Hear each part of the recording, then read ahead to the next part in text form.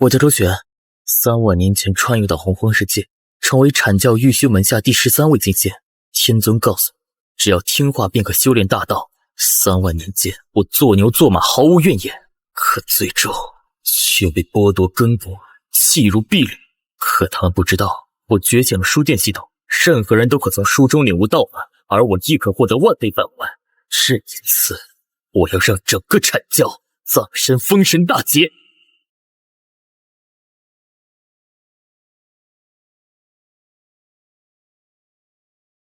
师兄，住口！你不配叫我师兄。为何？为何？你入教3年，与我等并列金仙，可却是个纯粹的废物。你在阐教1天，我12金仙便丢脸1日，我玉虚宫的颜面便损害1分。哼，没错。更何况你是人族，一个低贱卑劣的种族，你们这样的人没资格留在阐教。今日我便废你修为。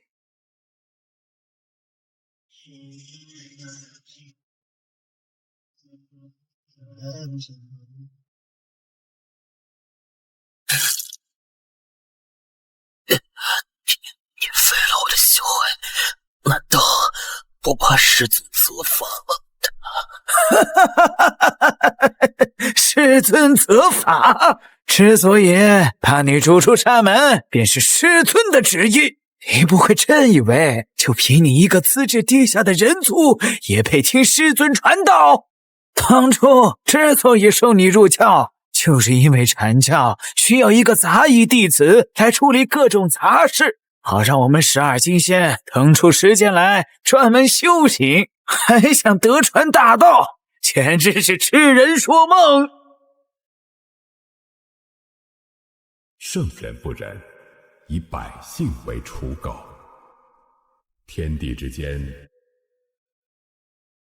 周旋，后山灵草尚未浇灌，速去。启禀师尊，弟子何时才能得传大道真法？急功近利，道心不纯，如此心性，如何能修得大道？退下！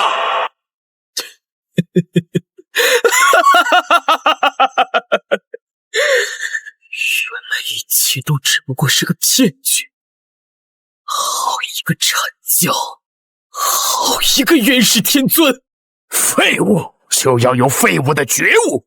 今日暂且废去你一身修为，日后若再仗着阐教名号在外行事，便要让你灰飞烟灭，真灵破碎，连重入轮回的资格都不会有。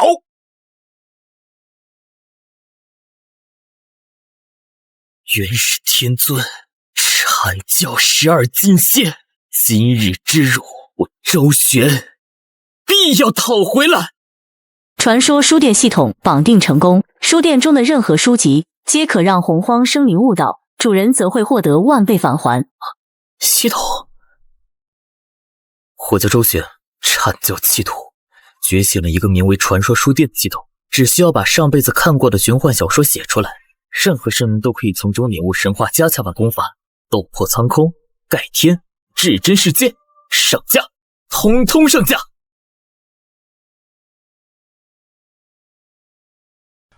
周师兄，公报师弟，我听闻周师兄被逐出师门，心中焦急万分，找了许久未果，没想到师兄竟是来了朝歌，开了家如此别致的书屋。先进来说吧，别在外面站着了。哼，那些家伙实在是欺人太甚，似我等披毛戴甲、资质低下之辈，永远没被他们正眼所瞧过。是啊，从来都没有。师兄，阐教这般待你，你准备怎么复仇？我在说什么呢？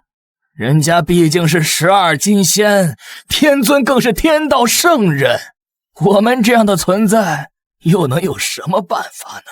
师弟，我准备推翻阐教。师兄，我没听错吧？推翻阐教？你怎么不可吗？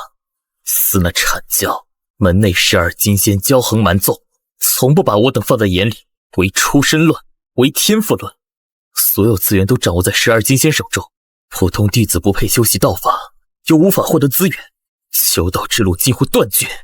或许为兄也相信，只要付出努力，终有一天会被那元始天尊看中，得传真法。但是现在我明白了，似你我这样的种族资质，在元始天尊眼里连一只蜉蝣都不如。但是殊不知，只要把握住时机，蜉蝣亦可撼树。此次封神大劫波及整个洪荒世界，值此无量量劫，正是推翻阐教、改变天道大势的最好时机。师弟，为兄知晓，你是封神量劫之子，一旦大劫爆发，必能让天地倾覆。你可愿助为兄一臂之力，将那阐教推翻，甚至有一日将那高高在上的元始天尊踩在脚下？师兄，你莫要吓我。你可愿？师兄，公豹知道你对我好，当年在玉虚宫，因我出身根脚，人人欺我辱我，只有师兄你把我当人看，处处维护，这份恩情，公豹永世不忘。可是推翻阐教，这怎么可能？师兄你莫要忘了，那12金仙如今个个都是大罗金仙之尊，他们只需动一动手指，你我便会灰飞烟灭，连轮回的机会都没有啊！大罗金仙不够。师兄，你冷静一点。你我如今一介凡人之躯，一无逆天法宝，二无通天修为，凭什么呀？我们凭什么去跟他们斗？凭什么？你可看好？看完此书，其意自见。好。萧火火，斗之气3段。你记住，是我今日休了你。30年河东，30年河西，莫欺少年穷。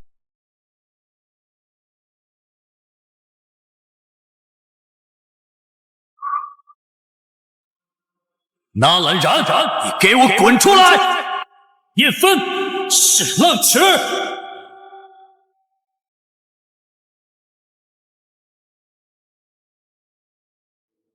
萧火火，你必须留下接受我宗调查。你还不够格。30年河东，30年河西，好一个30年河东，30年河西，莫欺少年穷。阐教众仙欺我压我，但总有一日，我不要任何人踩在我申公豹的头上。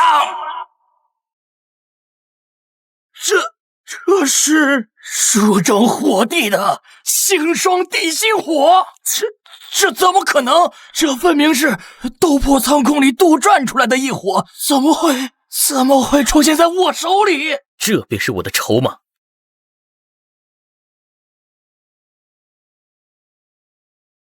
这股气息是异火榜排名第14的陨落心炎，2种，竟然是2种异火。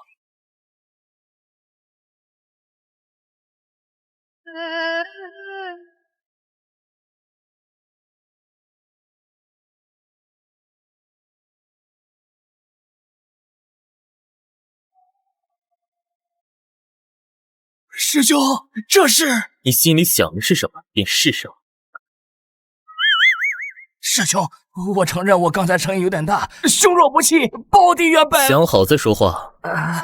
师兄若不嫌弃，师弟从今往后愿为师兄马首是瞻，鞠躬尽瘁，誓死效忠师兄。好，就等你这句话。你我师兄弟联合，推翻阐教，指日可待。不过当务之急，你尚需一处闭关之地来转换功法，吸收异火，突破瓶颈。不知你心中可有去处？师兄，师弟决定回昆仑山一趟，不仅可以突破，更可为师兄打探阐教金仙之秘。正所谓知己知彼，百战百胜，如此也方便你我日后动手。善。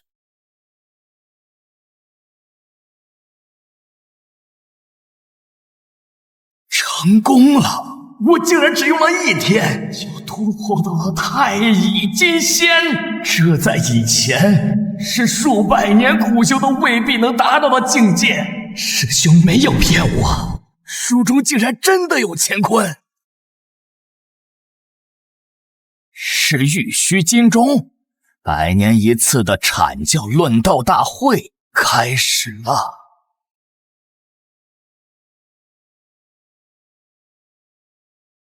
阐教100年论道，旨在切磋道法，印证所学，尔等皆需倾力而为，不可懈怠。谨遵副教主法旨。开始吧。申公豹，你这披毛戴角之辈，也入我阐教数百年，不如上台来，让本仙看看你这孽畜到底学了些什么东西。不行，30年河东，30年河西，现在的我还不是暴露实力的时候。多谢真人抬爱，弟子修为浅薄，道法低微，就不上台污真人的法眼了。哦，是不敢，还是你根本就是个废物？师兄评判即可。哼，公豹啊，你还真是不堪大器，一辈子都是个做杂事的命，跟那废物周旋一模一样。太乙，哦，你辱我可以，但不要辱我周师兄。师兄，那家伙早已经不是我阐教弟子了，要我看驱逐他都不够，就该直接让他葬身于此，不然以后在外败坏我阐教名声怎么办？太乙，辱我师兄，该死！放肆！你这孽障，看我今天不把你打回原形！血！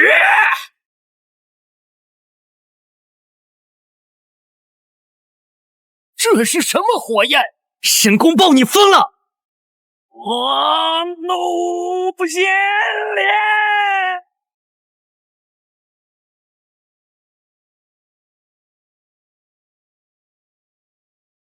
我怒先烈！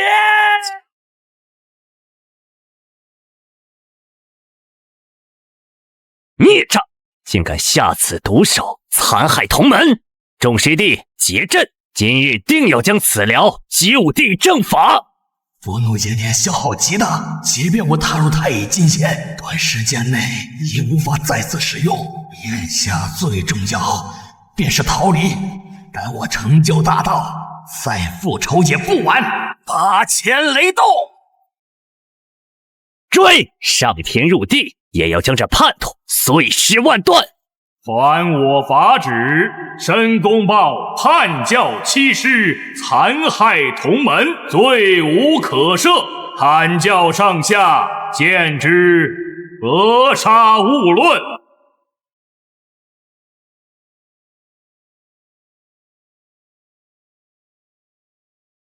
申公豹，他何时突破太乙金仙了？而且他为何这般着急？罢了，跟过去看看。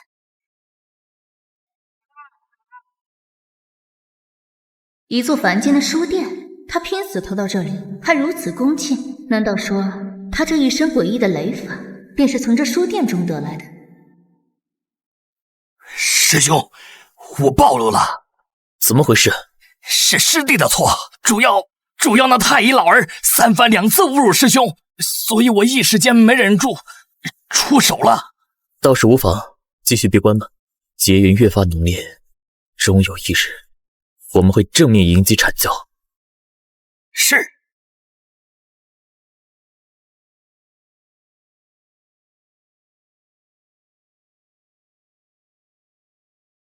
道友，此乃一件先天灵物，我想在此借阅一本书。可架上的书自行挑选。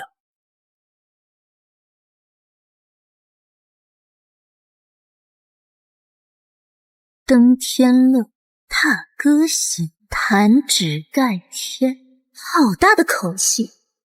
昔幼时，相依伴，风雨不侵，为君笑。夕阳落，执手散，红巾湿袖，离别伤。夕阳落，执手散，红巾诗绣离别伤。羽化神朝当诛，不为成仙，只为在红尘中等你归来。如此精彩绝艳的女子，为了兄长竟能创出如此盖世神功，甘愿在红尘中苦等，这份情谊感天动地。好一个狠人大帝，好一本盖天，能写出如此书籍之人，又会是怎样的存在？吞天魔功，吞万物以养身，无物不吞，吞天灭地。吞噬，这是吞天魔功？书中功法竟然具化现实，这怎么可能？这位前辈，莫非已踏入了那个境界？多谢前辈得赐机缘，这些小玩意儿不成敬意，还望前辈笑纳。不必了，我这里的规矩，一本书，一件先天灵物，规矩不可破。能视先天灵宝如无物，我的猜测应该错不了，是晚辈唐突了。前辈，这本盖天，晚辈可以借走吗？可。二姐，你看大姐，这都多少天了，修炼也不修了，大道也不参悟了，咱们的九曲黄鹤大阵也不演练了。前几日师尊开讲大道，他竟然都没去听。是啊，大姐自从上次外出游历回来，就整日抱着那本书，跟入了魔似的。二姐，我跟你说，大姐她不会是出去这一趟动了凡心，迷上凡间那些情情爱爱的画本小说了吧？怎么可能？大姐道心何其稳固！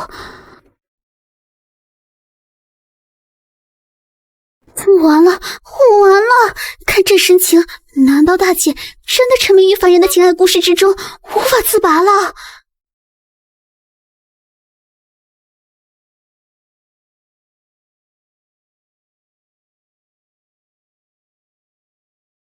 啊，这是好强的气势！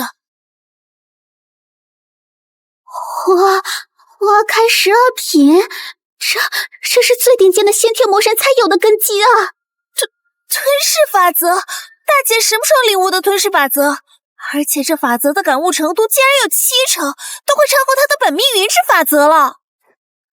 好，看爱情小说能看到花开12品，能把法则领悟到70%，难道至情至爱才是领悟大道的真谛？仅仅是反复品读狠人大帝的故事，就让我突破了桎梏，道行大增。这本书，不，这位前辈究竟是何等伟岸的存在？他给予我的是足以逆天改命的无上机缘。哇，大姐，你好厉害！大姐，看情爱小说都能突破，你是怎么做到的？快教教我们，我们也想看。此书中奥义万千，需要你自行领悟。不过这书并非大姐所有，你阅读后需要去自行还恩，了却因果。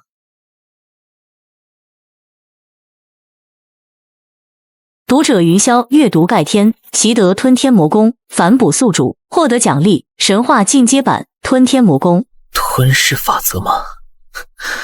不错。读者碧霄阅读盖天，沉浸于黑黄魅力无法自拔，恭喜宿主获得黄金神灵加强版。意外之喜。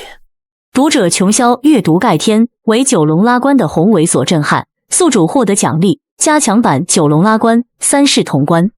我操，这三姐妹未免也太牛逼了吧！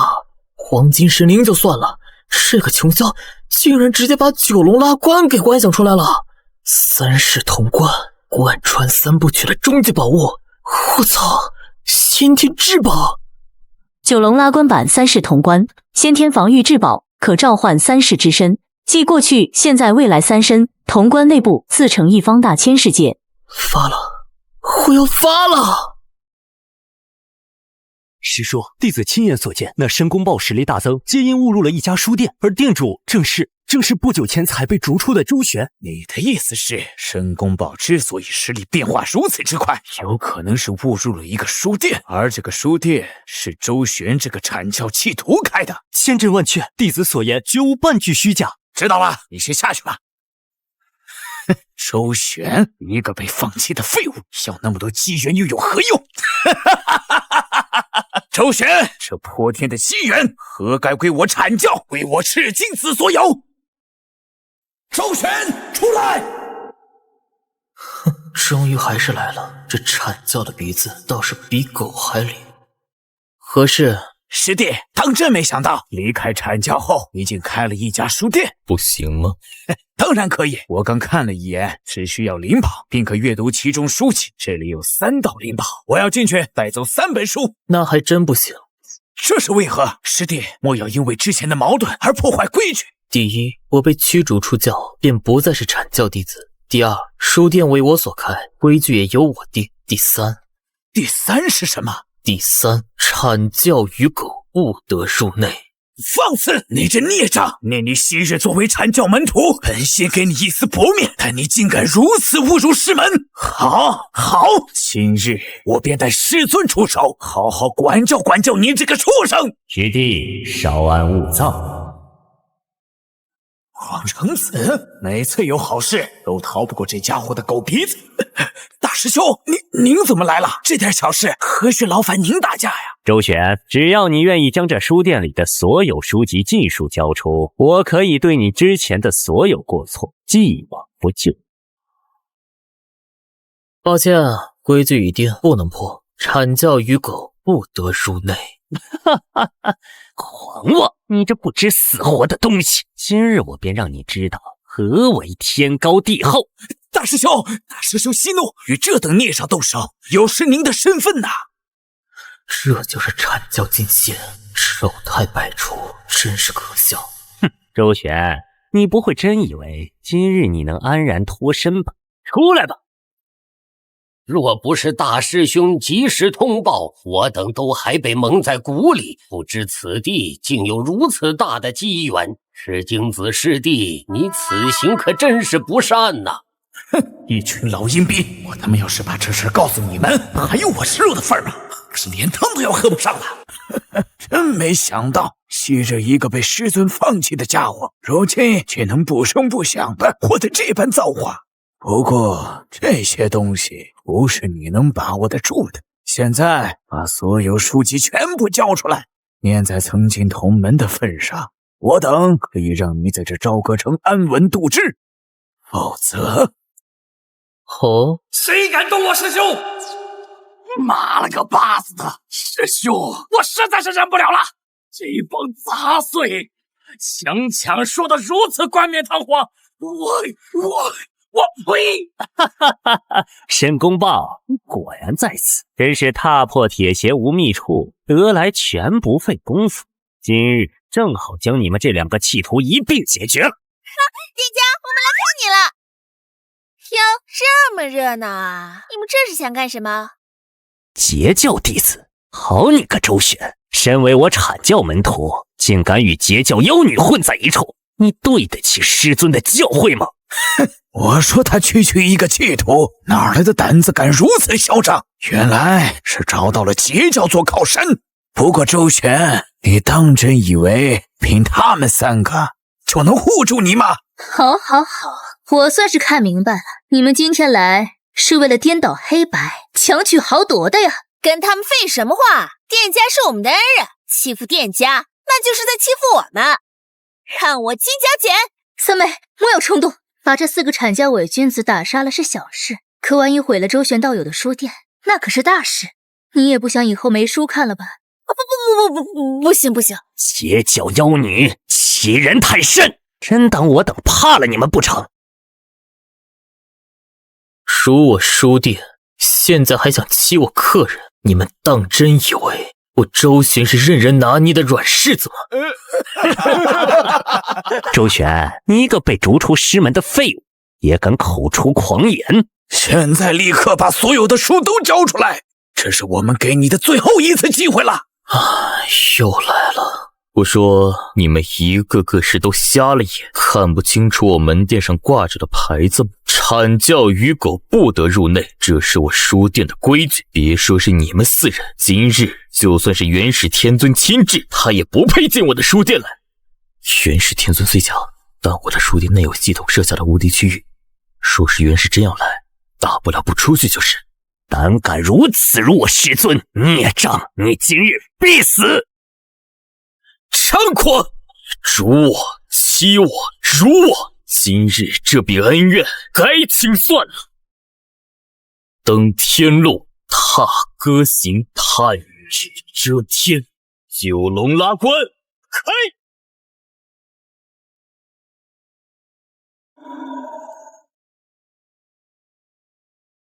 此等异象究竟是何人所为，竟能引动如此恐怖的气息？天机混乱，谅解之气暴增，哈哈哈，有趣有趣。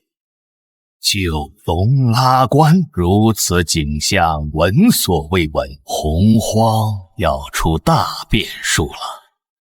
好大的手笔，好强的气息，这变数究竟是福是祸？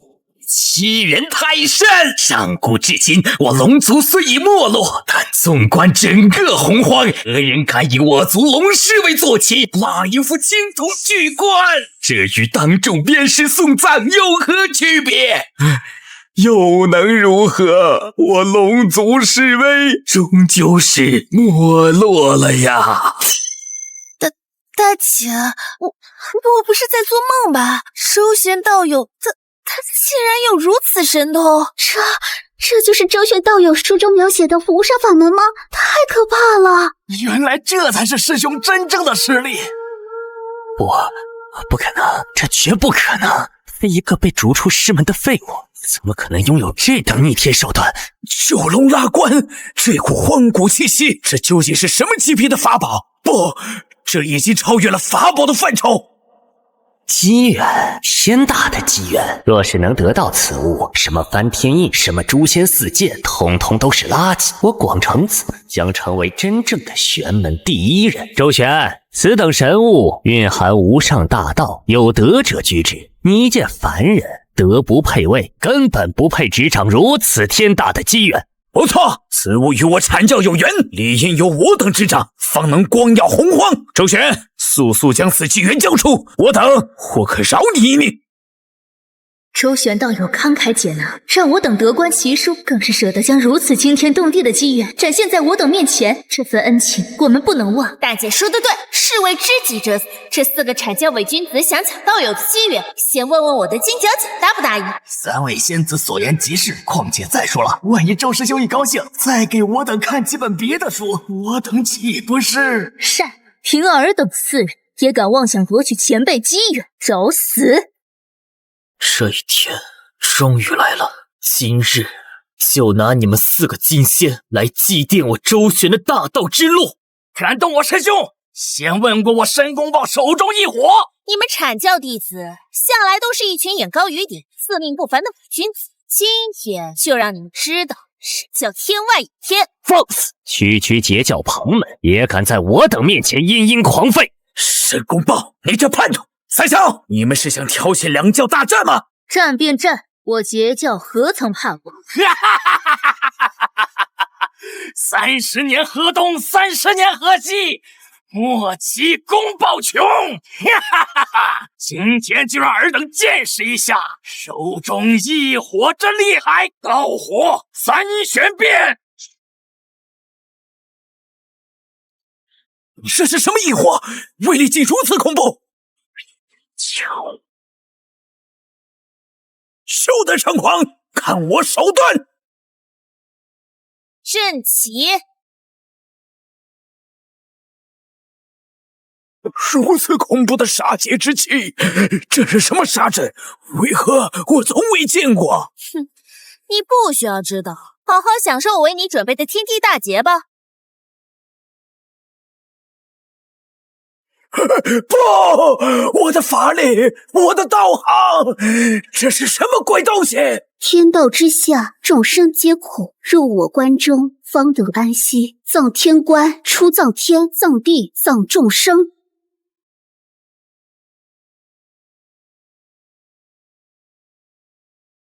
太乙师弟，可能这些神通，这些法宝根本不是洪荒之物，他们到底从周旋那里得到了什么？师弟，这个废物就是罪魁祸首，只要杀了他，一切都会彻底结束。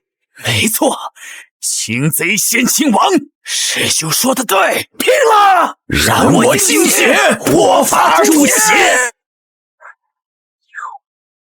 周旋，你这个废物，都只因为你过往的一切，你的修为，你的身份，全是我阐教赐予你的。我们让你做什么，你就该做什么。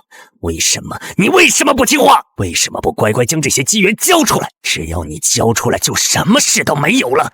这个该死的叛徒废物，去死吧！人以类聚，物以群分。我现在终于明白，过去为何与你阐教永远存在着一种隔阂，因为我是一个人，一个有人格的人，而你们做人要有人格，做猪要有猪格。我虽不知你究竟是何物化形，但很显然，你现在披着一张金仙的皮，却没有金仙的格调，顶着个人样，却没有完整的人格。你们的内里依旧是未开化的混沌，依旧是畜生的行事风格，还妄谈什么圣人教统、天道正宗，全是假的。本质上不过是一个野蛮的畜生，不辨人意，无配为人。小畜生倒是牙尖嘴利，但这个世界终究是弱肉强食，强者为尊。只要拿下了你身上所有的机缘，就都是我的。给我死来！先天一气大擒拿！既然道理你不听，那在下也略懂一些拳脚。落！不可能，这绝对不可能！你不过区区地仙，怎么可能使出这种神通？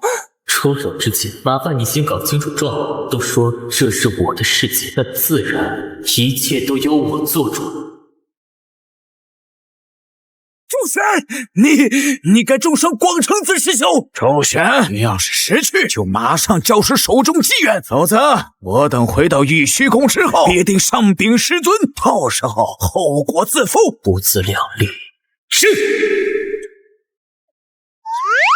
这就结束了，不愧是前辈，改天换地入探囊取物。师兄牛逼！虚兽投足并引动天地为力，天出法随，一念镇压三大金仙。这等威势，这等手段，周旋道友，你究竟走到了何等高深莫测的境界？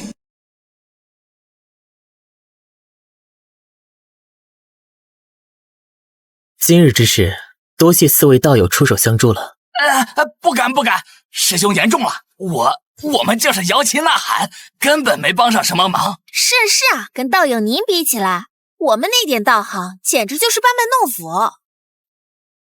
我一个开书店的，也没什么奇珍异宝可以答应各位。不过我这店里别的不多，就是书多。四位若是不嫌弃，日后有空可以常来我这里看看书，或许会有意想不到的收获。还有，难道这满屋子的书都和我们看的一样？每一本都蕴含着一个完整的大道世界。3000多本书，就是3000多个大千世界。天哪，这岂不是说周旋道友凭一己之力便创造了3000圣人道场？此等存在早已超越了我们的认知，他的身份绝非我等能够揣测。我们只需知道道友是有非定，便已是天大的机缘。多谢道友厚爱，我姐妹3人日后定当常来叨扰。今日天色已晚，我等便先告辞了。师兄，我也该告辞了，我得赶紧找个清静的洞府，好好看书。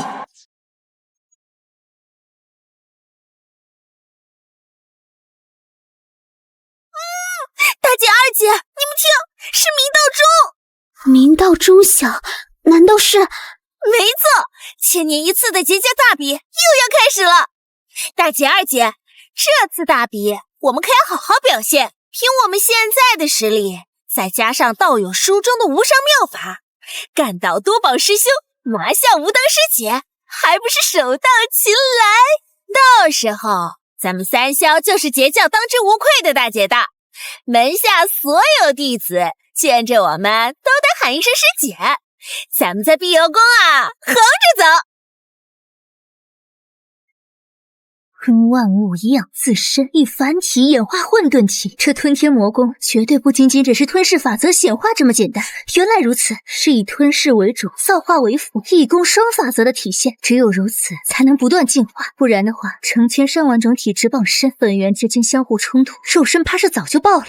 生于虚空，葬于虚空，独守轮回海，血披不死山，星空绝唱。我虚空大帝一生不弱于人，壮哉我虚空大帝，壮哉我神族大帝不朽。完了完了，是不会是读书读傻了吧？哎，大姐，这可是咱们截教1000年才一次的大比啊，你不去参加了吗？参加大比能获得这吞天魔功吗？当然。那参加大比能习得这书中的万化仙诀，领悟一念花开，君临天下的无上神通吗？好像那参加大比能让我获得大道法则感悟吗？能让我领悟吞噬法则的真谛吗？能让我修为精进，元神之花开满12品吗？大姐，这是大比，又不是……既然都不能，那我为什么要参加？算了，大姐是指望不上了，我还是找二姐吧。虚空大帝真的好苦啊！他明明有不死药，却只活了一世。苍天何保虚空啊！算了，我还是自己去。金姑仙，你我二人今日别分出个胜负。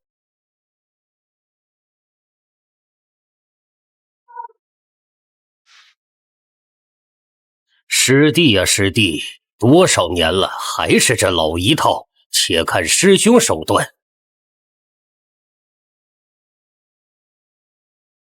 抗拒金环。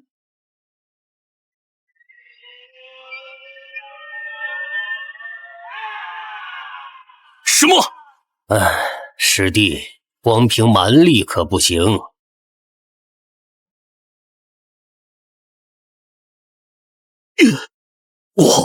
我竟然……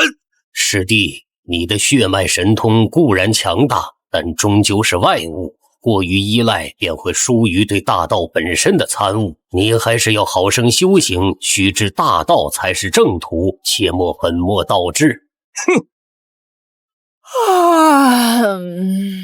这就结束了？还以为随时七仙打起来有多惊天动地呢。好无聊啊！不是用灵宝防御，就是比拼血脉法术，比起书中那些战斗实在是差太远了。一念花开，君临天下，是何等的气魄！无畏成仙，只为在红尘中等你归来，又是何等的深情！早知道我也不来，与其在这浪费功夫，还不如回去看书呢。大姐二姐肯定又看到新的精彩地方了。碧霄师妹，看大家论道许久，想必也手痒了，不如你我二人上台切磋一番，如何？又是这只兔！以前没看书的时候，我修为不如你，受你几句嫌弃也就忍了。现在本姑娘得了盖天传承，你还敢来主动找茬？那我这书岂不是白看了？怎么，碧霄师妹是不敢应战吗？也难怪，近来师尊在碧游宫开坛讲道，你们三姐妹却踪影全无。今日这万仙论道大会，云霄、琼霄两位师妹更是直接缺席，莫不是你们姐妹三人修为大进，已经瞧不上我们这些同门师兄弟了？还是说连师尊的大道你们也觉得不屑一听了？长耳定光仙，你这死兔子，嘴巴给老子放干净点儿！论道便论道，再敢对我三妹出言不逊，信不信我先把你那对招子打掉，再把你那2颗大板牙给生生掰了！赵公明，你可恶的赵公明，每次都护着这3个丫头，等着吧，总有一天我一定要你好看。三妹，别理这疯兔子，要不要兄长替你上台，好好教训他一番？多谢兄长维护，不过区区一只兔子精，还没资格让兄长出手，这次便交给我吧。三妹，你三妹好像与以前不一样了，多了一种无形的自信和霸气。这碧霄怎么回事？怎么感觉和之前不一样了？长耳师兄，既然你盛情相邀，那师妹就陪你好好论一论这道。狂妄！我黄金神灵进！区区灵宝空间也想困住我？另根清净竹，破我幻法。师兄，你到现在还没搞清楚吗？这不是幻境，这是我道，我的世界，光不圣洁。看，这是什么力量？三妹她究竟得了何等机缘？人族无大地，九大圣体，战苍穹，六道轮回拳。不，这不可能！这是什么道法？啊！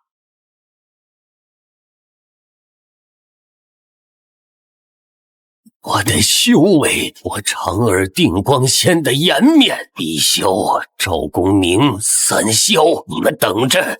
这是你们逼我的，定要你们付出100倍、1000倍的代价。那精灵，我感受到了，那是极品先天灵宝的气息。天哪，三师姐竟然有这等至宝！灵宝固然可贵，但你们难道没注意到师姐的道法吗？那是什么体质，竟有如此霸道绝伦的气息？还有那一拳六道轮回拳，将轮回法则演化为无上杀伐神通，这简直是闻所未闻。三师姐究竟是得了何等逆天机缘呢？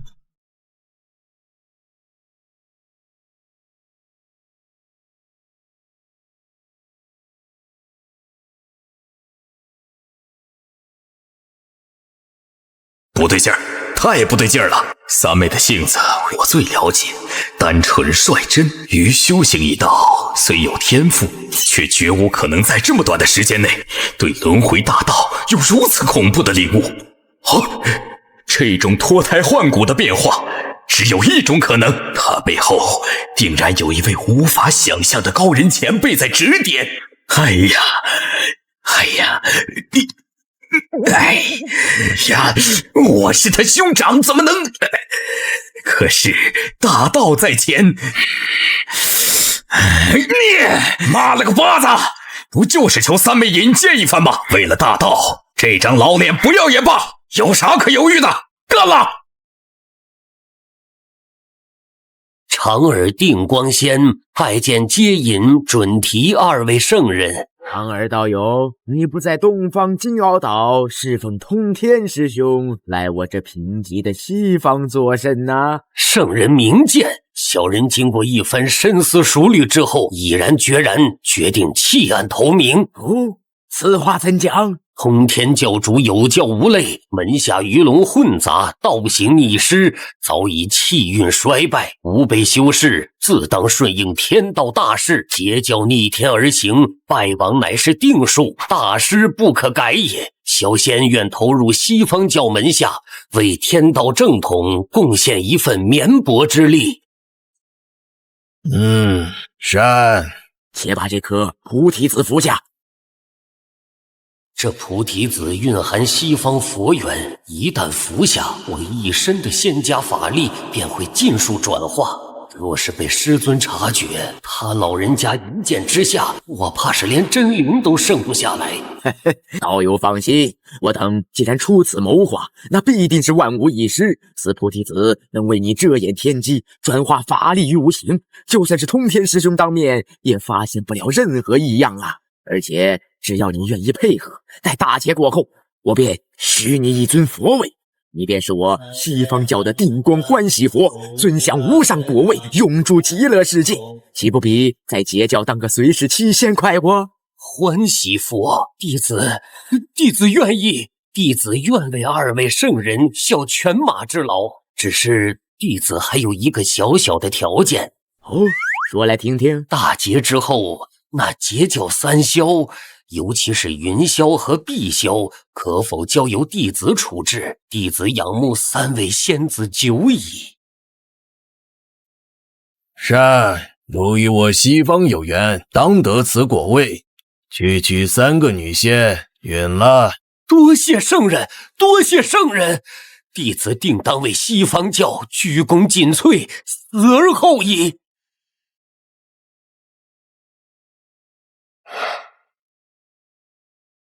为了大道，这张老脸拼了！是谁敢闯本仙子的洞府？哈，大哥，你怎么来了？见过大哥。我来看看你们。大哥，你这几百年都不登我们三姐妹的门，今日怎么有空大驾光临？无事不登三宝殿，说吧，遇上什么难处了？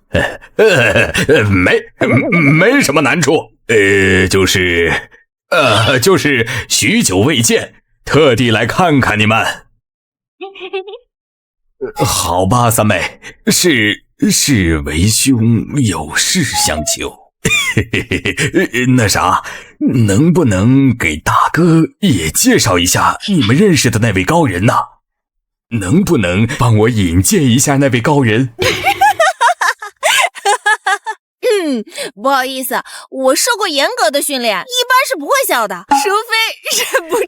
三妹呀，三妹，你这性子真是一点没变。为兄是诚心求教，你就别拿我开玩笑了。谁跟你开玩笑了？喏，你想要引荐的高人，不就在这里面吗？这书是好书，可这怎么会是高人呢？碧霄，莫要胡闹，这分明是一本书啊！我没骗你啊，书里真的有好多好多前辈高人。你看啊，我现在的黄金神灵，还有新炼成的荒古圣体，以及那套威力无穷的六道轮回拳，都是我进入书中世界里面的前辈看我骨骼清奇，硬塞给我的。不可能，这世上怎可能有凭空创世？难道三妹真的不是说谎？此言当真？书中真有世界？好了，三妹，别再逗你大兄了。哎呀，大姐，你怎么这么快就拆穿人家了吗？一点都不好玩。大兄，三妹的话半真半假，她这一身机缘确实是看书所得，但这书并非凡物，乃是一位隐士前辈高人亲手所书。原来如此，我就说嘛，世间哪有如此奇事啊？难道你们……没错，一切如大兄心中猜测那般，我们三姐妹都得到了无上机缘。我操，花开12品，而且还是大罗金心圆满，圣人之下最顶尖的标志，大姐竟然已经到了这一步。三位妹妹，不知能否为为兄引荐一番，拜见这位前辈高人？引荐倒是可以，不过那位前辈性情随心，是否愿意见你，是否愿意赐下机缘，就不是我等能决定的了。这是自然，只要能见前辈一面，便已是天大的福分呐！这都快半个月了，一个客人都没有，早知道就把书店开在闹市了。前辈，我们又来看你啦！不错，修为又有经济，看来上次给你的书，你很认真的在看。前辈，这是我等的一位兄长赵公明，他久仰前辈大名，特来拜访。赵公明，结交万本大弟子，手持24颗定海神珠，坐下黑虎，他怎么来了？晚辈赵公明拜见前辈。前辈，晚辈愿以此物换取一次在店内看书的机会，还望前辈恩准。可东西放下，自己去看吧。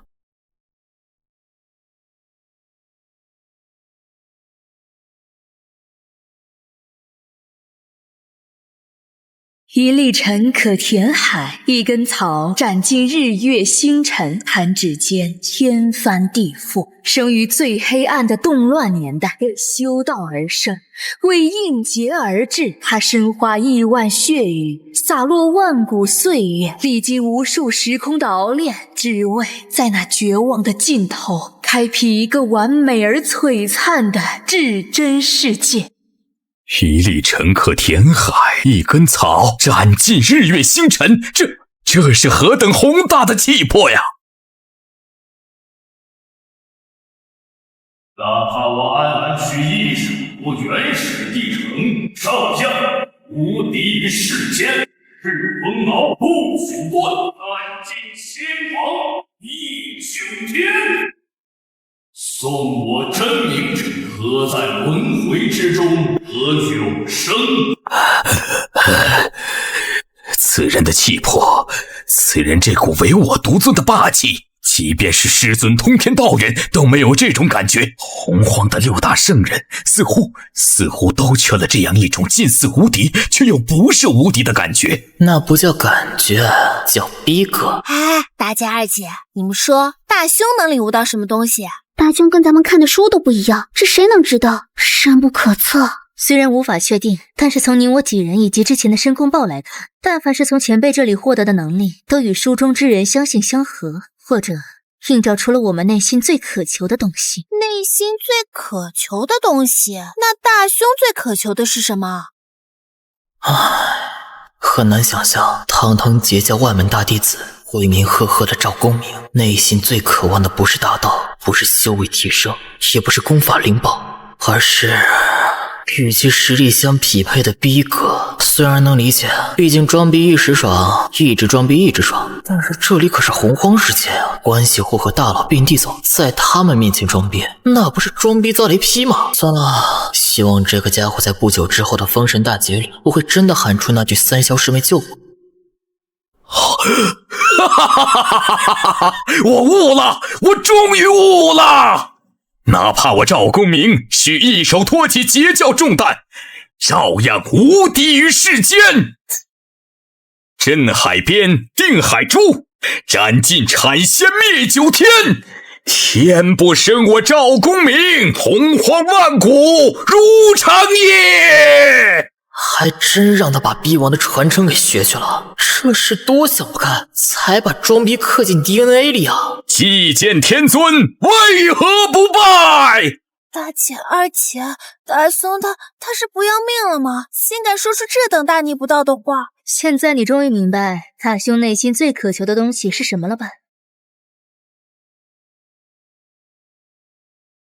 大兄，你安心的去吧，都怪我。要是陛下早知道你这么喜欢装逼的话，说什么也不会带你来看书的。唉，安澜，此尊先王真乃吾人生启迪导师，只可惜恩是书中人物，不能与其把酒言欢，可惜可叹。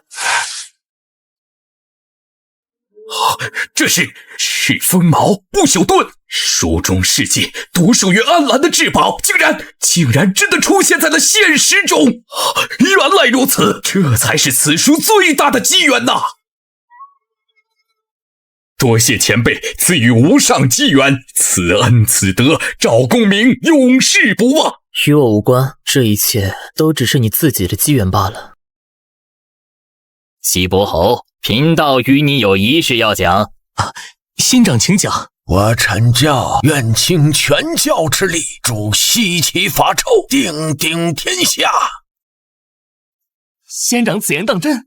但事成之后，西岐需答应我阐教一个条件。仙长请说。新人主登基需自降位格，从人皇变为天子，从此人族共主，即为上天之子，奉天承运。从人皇变为天子，人族气运必定大减，我姬昌岂不是成了人族的千古罪人？此乃天数，天数不可违。父侯，这已是天赐良机，若无阐教相助，我西岐拿什么与那大商抗衡？难道要眼睁睁看着我西岐基业毁于一旦吗？这是我们最后的机会了。父侯，您还在犹豫什么？这可是天赐的无上仙缘，千载难逢啊！此乃天道大事，是圣人法旨，圣人意志，岂是我等凡人可以揣测违逆的？父侯，您若不应，天下800镇诸侯自会有愿意取而代之者，届时我西岐悔之晚矣。西伯侯，你这为人父，还不如令郎看得通透啊！西伯侯，只要你点头，我阐教不仅保你鸡世江山，100年国祚，更可许你一桩死后的天大富贵。封神榜上为你留一尊位，中天北极，紫薇大帝。仙长，国运神位固然有人，但邪教势大，门人遍布朝野，通天教主更是圣人之尊，发诏便是与整个邪教为敌。元始天尊虽亦是圣人，可那诛仙四剑非四圣不可破，此言人尽皆知。原来西伯侯是担心这个，你是在顾忌截教那位通天师叔，对吗？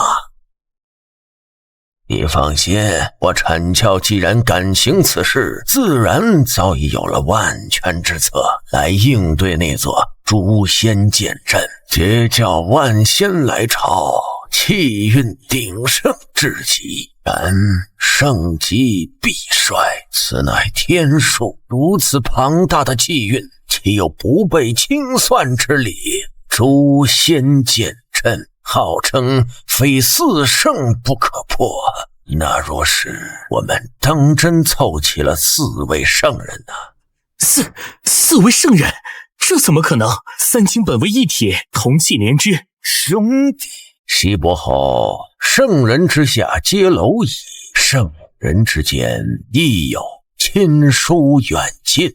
当年紫霄宫中道祖分宝，唯独他通天师叔得了诛仙4剑这等杀伐之宝，早已埋下祸根。此次封神大劫便是一场清算，不但要将他截教门人送上榜去，就连他这位圣人也要为当年的偏爱付出代价。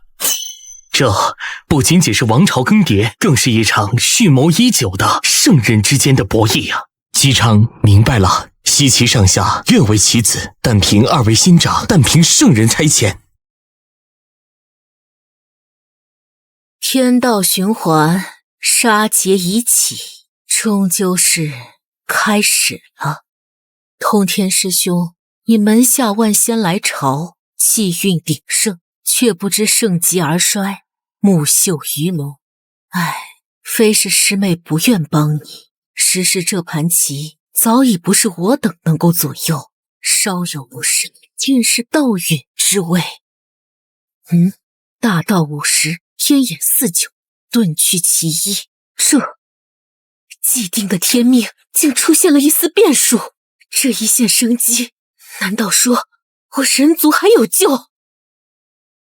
不行，我若亲自动身，动静太大，太上师兄无为而无不为，定会第一时间察觉，届时这一线生机，怕是会立刻被他抹去。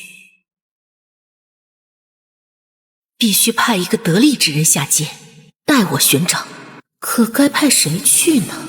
有了，狐族。此族天生精通魅惑，于因果之道最是敏感，且多为女子之身，行走于红尘之中，最不易引人注目。招妖幡现。妖族帝俊东皇，终究是过眼云烟。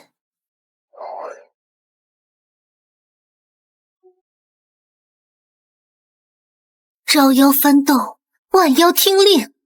是，女王娘娘在召唤。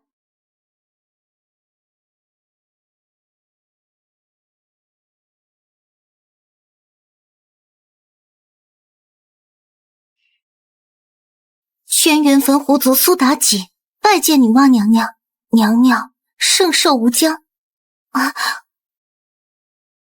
纯正的青丘九尾狐血脉，以至金仙修为，还算不错。蒙娘娘谬赞，妲己愧不敢当，不知娘娘召唤有何法旨？我召你前来是为了那冥冥之中的一线生机，请娘娘法旨，妲己万死不辞。天道之下，人族当灭，圣人亦不可逆。然我推演天机，于无尽死局之中寻得了一线生机。这一线生机就在人间的都城大商朝歌，你需下界前往，带我寻到它，并守护他。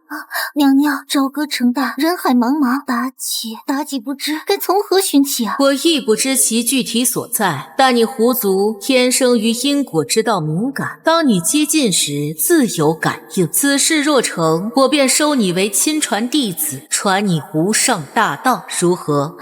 娘娘放心，妲己便是拼了这条性命，也必不履命，为娘娘寻得那一线生机。去吧。累死我这只狐狸了，这都找了半个多月了。娘娘说的那种感觉到底是什么感觉？我把朝歌城都快翻过来了，那一线生机到底在哪儿啊？咦，这什么时候多了家书店？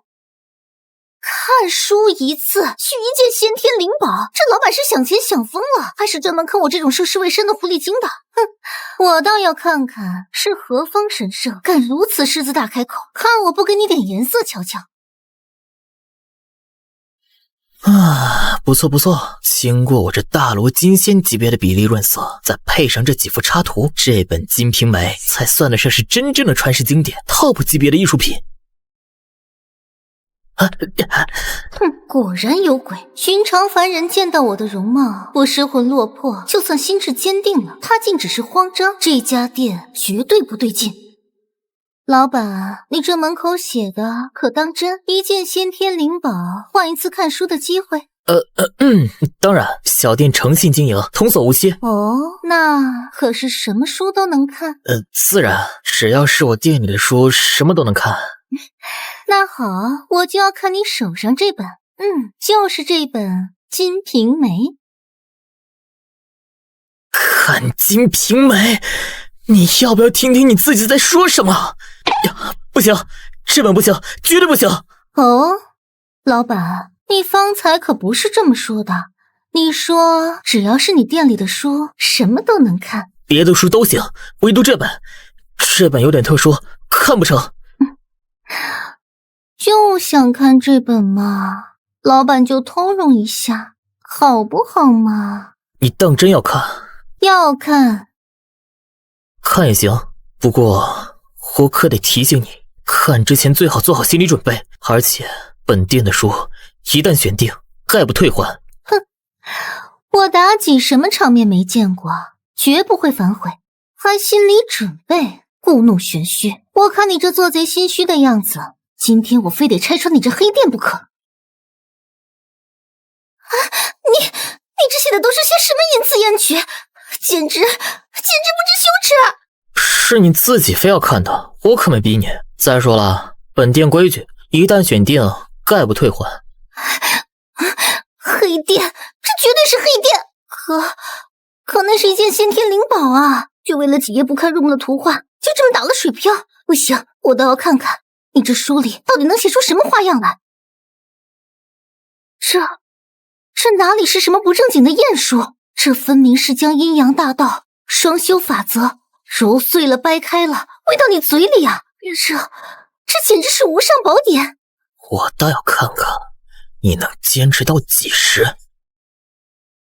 我操，看个《金瓶梅》都能看得法则显化，这是什么先天魅惑圣体啊？这粉色的魅惑气息，这天生异象，再加上这张祸国殃民的脸，除了九尾狐一族，不做他想。这个时间点，封神大劫将至，洪荒之名的狐狸精，似乎也只有轩辕坟那一只了。只是不知，这未来的妖后不在他的轩辕坟好好修行，反而出来乱窜，有意思。这就没了啊！老板，正看到最关键的地方，对于阴阳法则的感悟源源不断，怎么就断了？后面呢？什么后面啊？自然是没写完。为什么不写完？你何知我正看到关键处。你刚刚不也是看到了？我笔还没放下你就闯进来说要看，我能有什么办法？不过书看不完暂且不说，现在是不是该算算账了？陈慧，一件先天灵宝。之前还当他是奸商，开了家黑店，可看完这书才知，此人对阴阳法则的领悟恐怕远在我之上，实力深不可测。这区一件先天灵物，换来如此大道感悟，简直是天大的机缘，此人绝不可得罪。老板说的是，这等宝物，一件先天灵物，是我占了便宜。完了，我想起来了，之前为了突破金仙，我把积攒无数年的天才地宝全都用光了，现在我身上空无一物，哎，这可怎么办啊？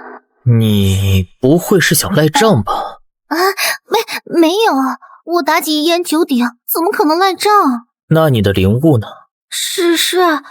诗前段时间修行出了点岔子，为了突破瓶颈，不小心把灵物全都用完了，如今真的是身无分文。老板，你看能不能先赊个账，等我过段时间凑齐了再来给你，可好？抱歉，本店童叟无欺，概不赊账。哎呀，怎么办？付钱吧？没有，不付钱吧？我还有无尽的妖生没有享受，怎能急着投胎？哎，对了，有办法了。老板，你看我如今身无长物，实在拿不出先天灵物来。好，不如这样，小女子愿为老板的贴身侍女，为您洗衣做饭、铺床叠被，甚至暖床也可以哦。拿这个考验本店主会经不起这样的考验。想白嫖做。检测到宿主触发特殊事件九尾妖狐的卖身契，妲己因阅读神话版金瓶梅，意外领悟全新法则，阴阳和合之道，魅惑天成之法，房中侍奉之术。效果与宿主双修，可极大提升宿主阴阳法则感悟，获得极致修行体验。啊，这是什么啊？这本书里怎么会有这些东西？我怎么会突然懂了这么多？哎，羞死人了！不好意思，我刚才说话声音有点大了。啊？我这个人平生最喜欢挑战，既然你把话说到这个份上，那我就给你这个机会，就当是挑战一下我心中的软肋吧。天机混乱了，此次封神大劫竟生出我也看不透的变故，有趣。连女娲师妹的娲皇宫也因此变数而气机浮动，看来是坐不住了。变数断去其一倒是有趣，不过天道大事不可更改，人族当有此节，无需所谓的生机，一切按定数来便好。玄都，弟子玄都拜见老师。大罗金仙巅峰，道心稳定，7成的法则感悟。善，妾乃老师教导有方，弟子不敢居功。老师召弟子出关，不知所为何事？封神大劫本是天道定数，人族何该有此一劫？然其中生了一丝变数。变数？此变数无意看不透。什么？连老师您都无法推演其来历？这怎么可能？大劫将至，天机早已混乱不堪，纵然是圣人，也无法窥其全貌，如一团乱麻。可万事万物皆在天道运转之中，封神榜上诸神名讳早已注定，怎会凭空生出变数？这便是此变数的可怕之处，它如同一颗投入镜湖的石子，哪怕是微小的举动，都会让原本既定的未来生出10000种可能，引起滔天巨浪。此次唤你前来，便是要你下山去寻出这个变故。弟子遵命，只是不知该如何处置此人。若他识时务，愿意顺应天道大事，便可饶他一命；若他执迷不悟，妄图逆天而行，便将其从这方天地间彻底抹去。弟子并不负老师重托。此行凶险，这个变数能蒙蔽天机，必有不凡之处。此乃为师的太极两仪拂尘，你且带上，关键时刻可布下两仪微尘大阵，护你周全。谢老师赐宝。你且去吧，此行也可当对自身的一种磨练。老师虽未言明变数身在何处，但此番亮劫因人族而起，朝歌城为人族气运中心，乃大劫漩涡之眼。此变数若想蒙蔽圣人探查，唯有借助这磅礴的人道气运，方有一线可能。他一定就在城中。申公豹，他不是早已被逐出阐教了吗？不对，他的修为怎会精进如此之快？这般速度简直匪夷所思，竟已直追12金仙。他这是要去何处？等等，那个方向是百家书屋。申公豹修为暴涨，定然是得了天大的机缘，而这机缘难道就与他去的那个书屋有关？莫非那个搅乱天机的变数就是书屋的主人？就是这里了，任你手段通天，能遮蔽天机。但今日我玄都亲至，定要揭开你的真面目。公子，这力道可还行？不错。那手法呢？尚可。那公子可还舒服？舒服。那公子可还满意？满意。公子，既然您这么满意，那我能不能再看一本书呀？就一本。不行。为什么？奴家伺候的不好吗？你现在的洗衣、做饭、按摩，包括暖床，这些是你上一本书的价钱。想看新书，就得付出新的代价。可惜，除了当个贴身侍女，你好像没什么别的价值了。谁说我没有价值？我还可以陪你。奴家精通的房中之术，阴阳相合，绝对能给公子带来极致体验，好不好嘛？一本就一本。此事，道友，贫道玄都愿以一件先天灵宝求阅殿内一书，还望道友现身一见。该来的终究是来了。我知道会有不速之客，但是没想到来的人竟然是你。海上老子果然是3清之中隐藏最深、修为最强的那一个，这都能被他算到。店家可否看书？我这书屋只为心存正道、匡扶正义之人而开，不为狼心狗肺之徒敞门。他竟然知道我的身份，更知道我的来意。没错了，此人一定便是这大劫中的变数。道友误会了，贫道只是……够了，怎么，太上老子这么多年什么都没教，就只教了你虚伪处事，见人说人话，见鬼说鬼话吗？你既然知晓我的来意，便做出选择吧，臣服于天道大事，或者……抱歉，我不喜欢跟披着人皮的禽兽待在一起，更不喜欢跟你这种狼心狗肺的东西多说一句废话。现在马上立刻滚！你可知道你今日这般选择的后果？后果是跟你当年加入神教拜太上老子为师的后果一样吗？从此抛弃人族的身份，却心安理得地享受着人族气运的加持，抛弃当年那些亲手把你抚养长大的乡亲父老。当年人族大劫，妖族屠戮苍生，你在哪儿？当妖族的爪牙撕碎你部落里那些看着你长大的叔伯，分身那些害你哥哥的孩童时，你又在哪儿？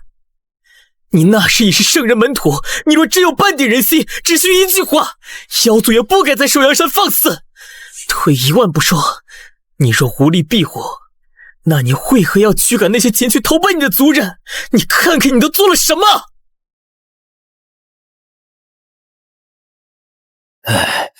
大家贼，坚持坚持，前面就是首阳山，是玄都子的地盘了。长者，那玄都子真的会庇护我们吗？他可是圣人门徒啊。放心，玄都那孩子是我看着长大的，当年若没有我们部落每天1、2碗饭养着，他早就饿死了。这份情谊呀，深着呢。只要进了他的地盘，妖族绝对不敢再动手。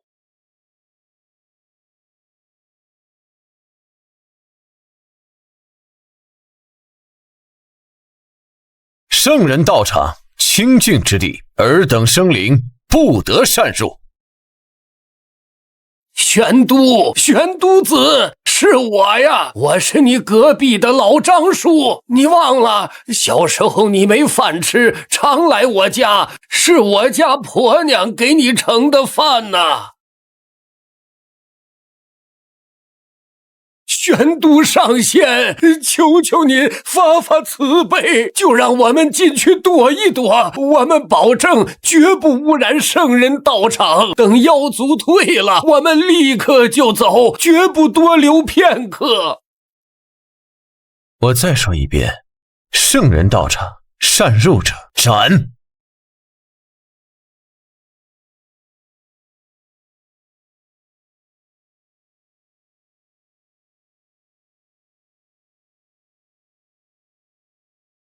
玄都，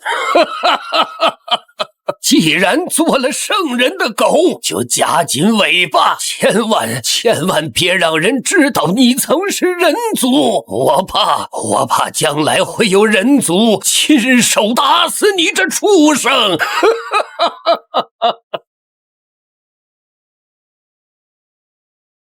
怎么？过去的事情还需要我帮你一件件回忆吗？要不要我再往下说说？人族大劫乃天道大事，欲成天地主角，此等磨难必不可少。我所谓皆是为全人族大义。所以我才说你是个彻头彻尾的傻逼。什么磨难简直可笑，一切不过是圣人为谋夺人族气运罢了。圣人不死，大道不止。放肆！所谓天道大事，不过是你们这群高高在上的天道走狗为了谋夺人族气运编造出的最大谎言。天地人三道，地道轮回，人道自强。你们惧怕人道崛起，所以才要用所谓的大劫来欺压，来打压，将人道彻底吞噬，永生有世踩在脚下，这才是真相。一派胡言！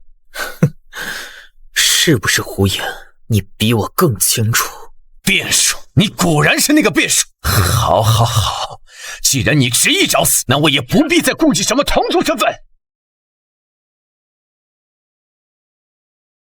这个世界不需要变数，一切都该回归既定的天命，给我死！在我的书店里动手，真是可笑。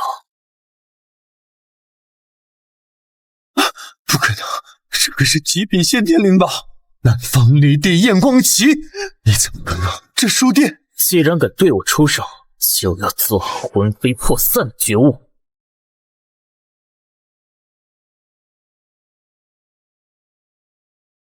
欢迎来到我的世界。陌生的灵宝，闻所未闻的神通，果然是你，就是你这个变数。很好，只要将你这个变数抹杀，献给老师，我必能一步登天。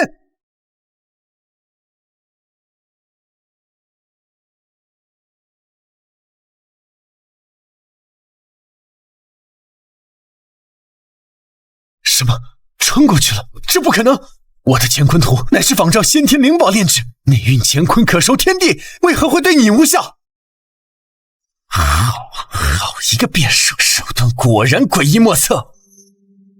幸好临行前，老师算到此行会有波折，特将此至宝赐予我护身。周旋能见到此，是你的结束，也是你的荣幸。两仪微尘大阵开！周旋已可识此阵，这乃是家师的成名手段。两仪微尘大阵乃至洪荒之中排名前10的无上杀阵，能死在此阵之下，你也算死得其所了。雕虫小技，也敢在我面前班门弄斧，狂妄！死到临头还敢嘴硬？也罢，就让你见识一下什么才是真正的力量。荒古圣体，开！这是什么气血？如此磅礴的生机，堪比上古祖物不，甚至比祖物还要恐怖，这怎么可能？6道轮回拳，呼！哼，虚张声势，就算你有无足一般的肉身又如何？我这大阵乃是圣人所赐，自成一界，隔绝万法，绝对不可能被。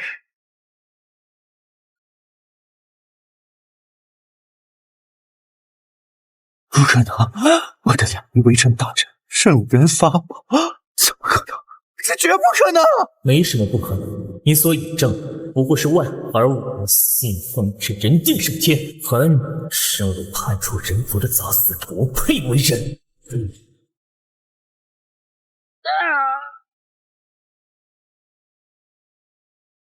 本来以为来了个多强的对手，原来只是个小瘪三。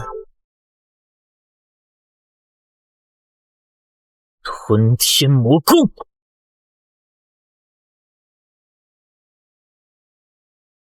这才是吞天魔功的正确用法。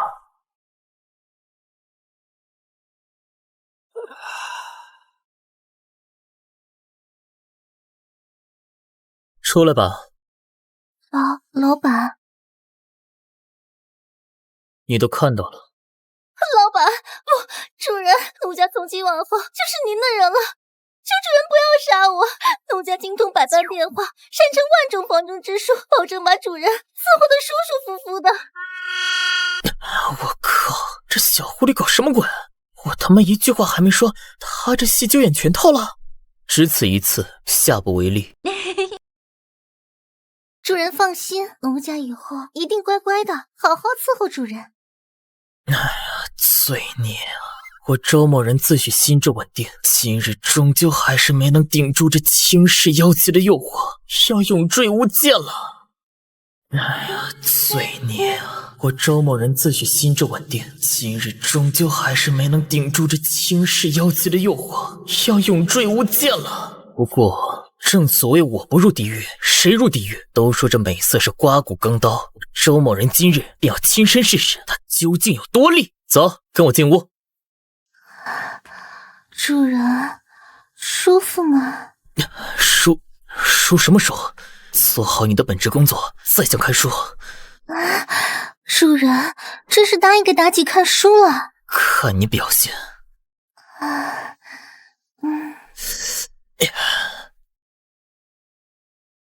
这狐狸精万事如此不利，都已过了这么久，竟一丝讯息也未曾传回。哼，幸好本宫早有准备，在你元神中留下了一道印记。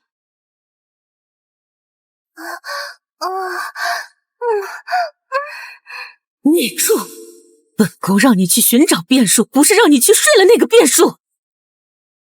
自带天机遮掩，即便本宫借由元神印记强行窥探，也只能看到一瞬，便被其气机搅乱。看来此人果真是那搅动洪荒的变数，错不了。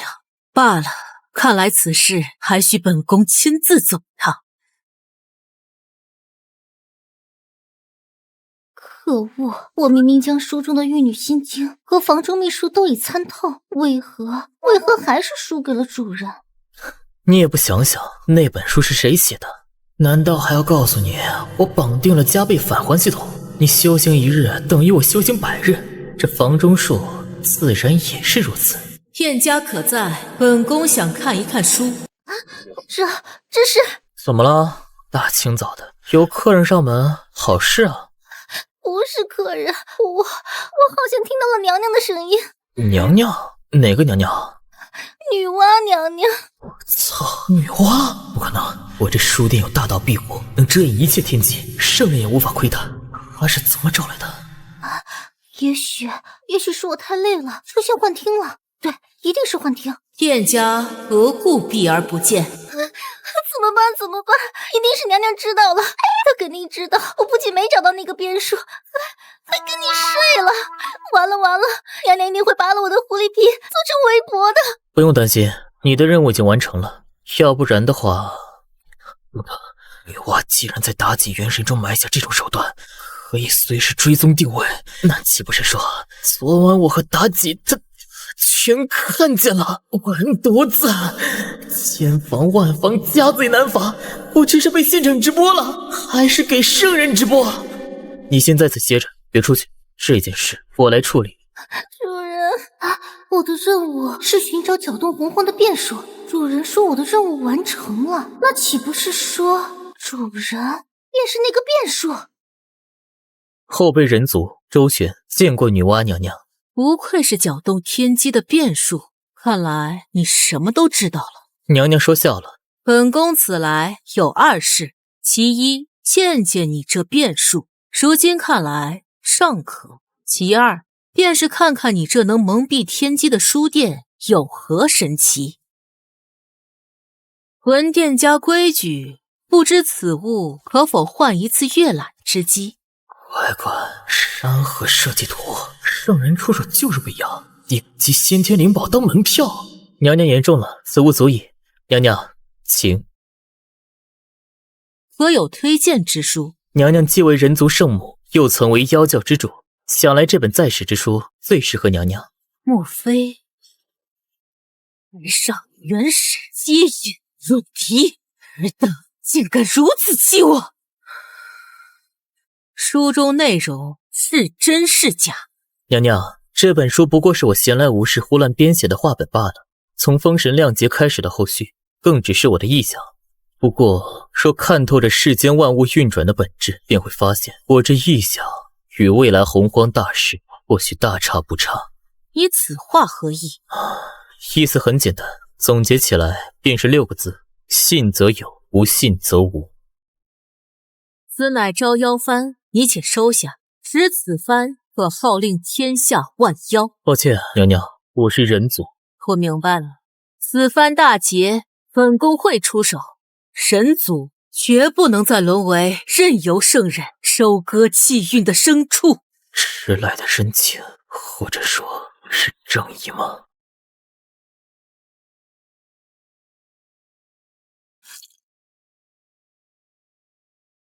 大祭司，大王，天机，我看到了。说，寡人听着。封神大劫，席卷3界，我人族气运将衰，万劫不复，此乃天道定数。定数？寡人偏不信这定数，可有转机？有，我以性命为引，窥得一线生机，生机在人族，在书。书？什么书？去寻吧，大王，您是人皇，人族的命运就在您手。厚葬大祭司以王侯之礼。遵旨。书，一线生机，一切的源头。从我人族诞生之初，文字便以记事之用，龟甲骨片，青铜竹简，1万万载，积累之书何止恒河沙数？难道真要寡人一本本去寻吗？不，大祭司以命相卜，所指的绝非寻常古书，定然是某种前所未有的存在。这便是寡人的子民，寡人的江山。封神大劫，无论是谁，都休想将这一切化成齑粉。我人族永不为奴。哎，听说了吗？成都那边最近出了个奇地儿，一家书店，据说前些时日天降霞光，神异无比啊！早听说了，听说那店主是个神仙般的人物，寻常人想进都进不去呢。异象，书店，大祭司所说的书，难道书与书有关的异象？寡人倒要去亲眼看看，这所谓的一线生机究竟藏着何等玄机。如果寡人没有记错，这些时日朝歌的异象源头便是这条长街，而此地也只有这么一处与书有关。哦，区区一家书店，竟敢索要仙珍灵宝，有点意思。大祭司以命相卜，所指的生机本就不是凡俗之物。如此看来，寡人或许真的来对了地方。来看书的？正是。规矩懂吧？先交钱，再看书。此物可购。我操，又来一个！最近是怎么了？前脚刚送走一个圣人感悟的，后脚就来个拿先天灵宝看书的。洪荒世界都这么内卷了吗？够了，书架上的书随你挑，但记住，机会只有一次。悟空传。我要这天再遮不住我眼，要这地再埋不了我心，要这众生都明白我意，要那诸佛都烟消云散。若天压我，劈开那天；若地屈我，踏碎那地。我等生来自有身，谁敢高高在上？这个天地，我来过，我奋战过，我深爱过，我不在乎结局。这只猴子，他的处境与今日之人族何其相似，被天地所弃，被圣人视为蝼蚁，被所谓的定数安排好了灭亡的结局。寡人明白了，寡人终于明白了，大祭司所说的一线生机，不是一本书，不是一件法宝，而是一种意志，一种精神。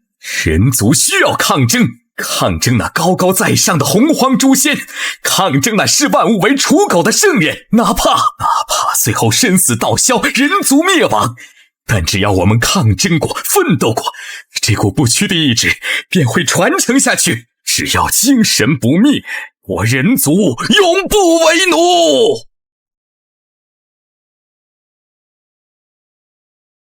人皇之躯不可修行，这自上古三皇五帝后便束缚人族的铁律，竟然被打破了。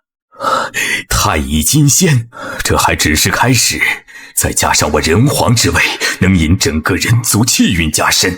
纵然是那高高在上的圣人亲至，寡人也并非全无一战之力。书中虚构的悟空，竟然能具象于现实，化作真实不虚的力量与法宝。此等化虚为实的通天手段，匪夷所思。这位前辈究竟是何等恐怖的存在？多谢前辈赠此逆天机缘，大商乃至整个人族必将铭记前辈今日之恩德。不必谢我，前辈。万般神通皆是外物，能否抓住全看你自己，这是你自己的缘法，与我无关。寡人明白了。封神大劫将至，人族已到生死存亡之刻，寡人定会带领人族杀出一条血路。前辈，寡人告辞。神皇嫡系之所以选择悟空传，是因为有抗争精神吗？只可惜圣人之下皆蝼蚁，你要面对的可不止一位圣人啊！一拜天地，感念化生之德；二拜女娲圣母，庇佑我大商人族风调雨顺，国泰民安。三弟，封神亮节已起，清算开始了，希望这一次不会再执迷不悟。天道大事，圣人亦不可改，既定的命运不容更改。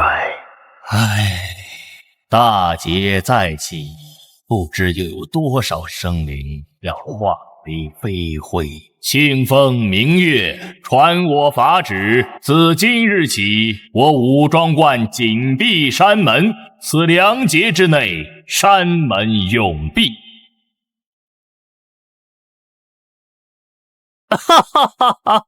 好啊，这股杀伐之气真是久违了。封神大劫来得再猛烈些吧，杀得越多，死得越多，我这幽冥血海便越发壮大。圣人又如何？血海不枯，我冥河便不死。封神榜立，亮节已开，阐教、截教、人道皆入节中。希望此番亮节过后，能为我这天庭填补些真正的神位，招揽些可堪一用的栋梁之才。沾着3界之主也当得太憋屈了些。请大王为圣母上香。人皇帝心，你便是此番谅解的开端。只有你先失德，惹得女娲师姐震怒，这法上之战方能名正言顺呐。贫道今日便助你一臂之力，让你惹下这个浩天大祸，能由圣人亲自为你出手，当真是你的荣幸。哈哈哈哈哈哈哈！寡人方才心有所感，灵光乍现，欲为女娲圣母题诗一首，以彰圣德。大王文采盖世，此诗一出，必将流芳千古啊！快为大王取笔墨纸砚来！不必纸砚，取笔墨来。寡人要将此诗刻于殿柱之上，与我大商江山共存，受万民瞻仰。混沌初分四象玄，苍冥无主乱云烟。团泥巧妇生灵骨，丽血轻财日月天。开始了！封神大捷，有你这首吟诗，正式拉开序幕。断毫足以立四极，舞穷枯而护群贤。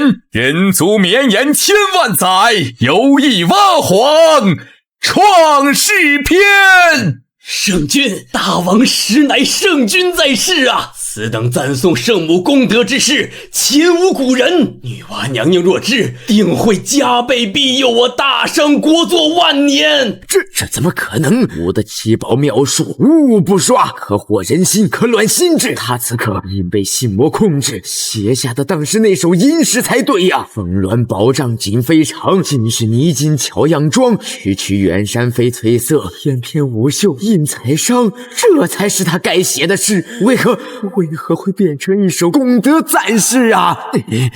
该死的，到底是哪里出了问题？究竟是谁在暗中算计贫道啊？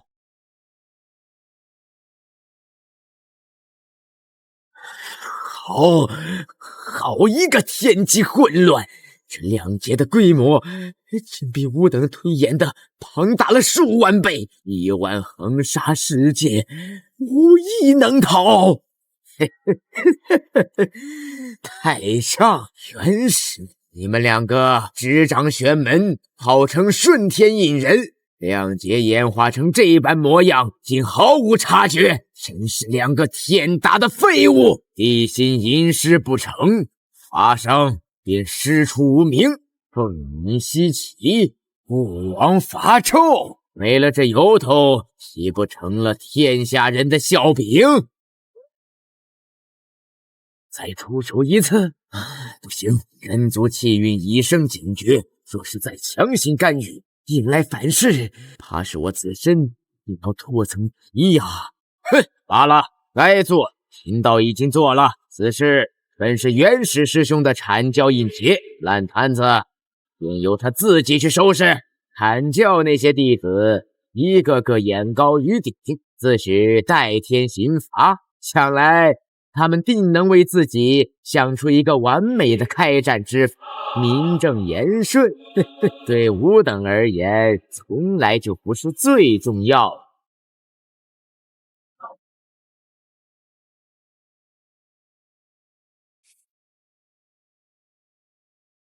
所谓的天道大势终于被撬动了第一块基石，这盘棋变得有趣起来了。太上、元始，真以为吾女娲还是当年那个只能捏土造人、对尔等言听计从的小师妹吗？一次次算计吾，一次次将人族当作你等的棋子，此番谅解，就让吾与你们将过往所有的因果一笔一笔清算干净。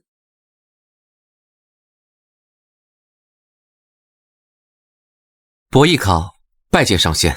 西伯侯之子果然气度不凡，不必多礼。贫道来此并无恶意，想来西伯侯的家书你已经收到了吧？是，3日之前家父密信已至，信中之意孩儿已经明了。天下大乱，必起于朝堂，武王伐纣的名可以由我们来造，但这朝歌的事却需要你来亲手搅动。贫道言尽于此，搅动着朝歌风云的事非你莫属，只是此举凶险万分，九死一生，不知公子心中作何想？若能以己之身成就我姬家万世大业，伯邑考万死不辞。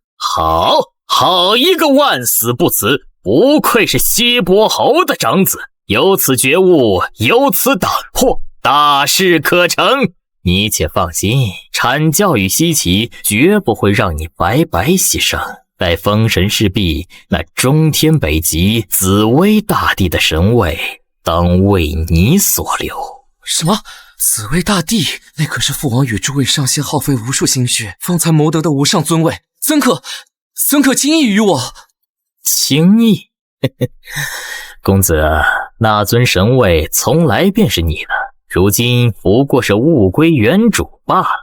少仙此言何意？你可知你本非凡俗，乃是诞于太古洪荒天外紫微星的星主，只可惜于巫妖亮劫中意外陨落，真灵几经轮回，才转世为今朝的伯邑考。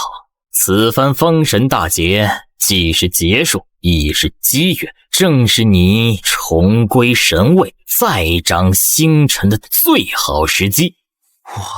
我是紫微星主？自然，不然你以为什么命格之人都能承担得起紫微命格？好了，时间紧迫，直接说正事吧。你需死在这质子府中，但不能是自尽，必须是被杀。我们会散布消息，言说帝辛妒你贤明，恐你成为西岐之主，故而痛下杀手。人皇残害质子，不仁不义，天下共愤。届时西伯侯便有了最名正言顺的伐纣之名。与此同时，天意亦会显现，凤鸣西岐，圣主将出，人心所向，大势所趋。我知道了，如此一切便有劳上仙与阐教诸位师长了。静候佳音。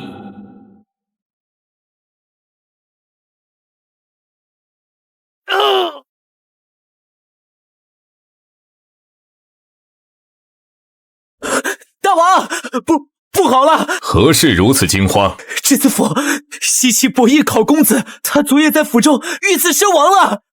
你说什么？大王息怒！大王，此事定有蹊跷。此事你可确定？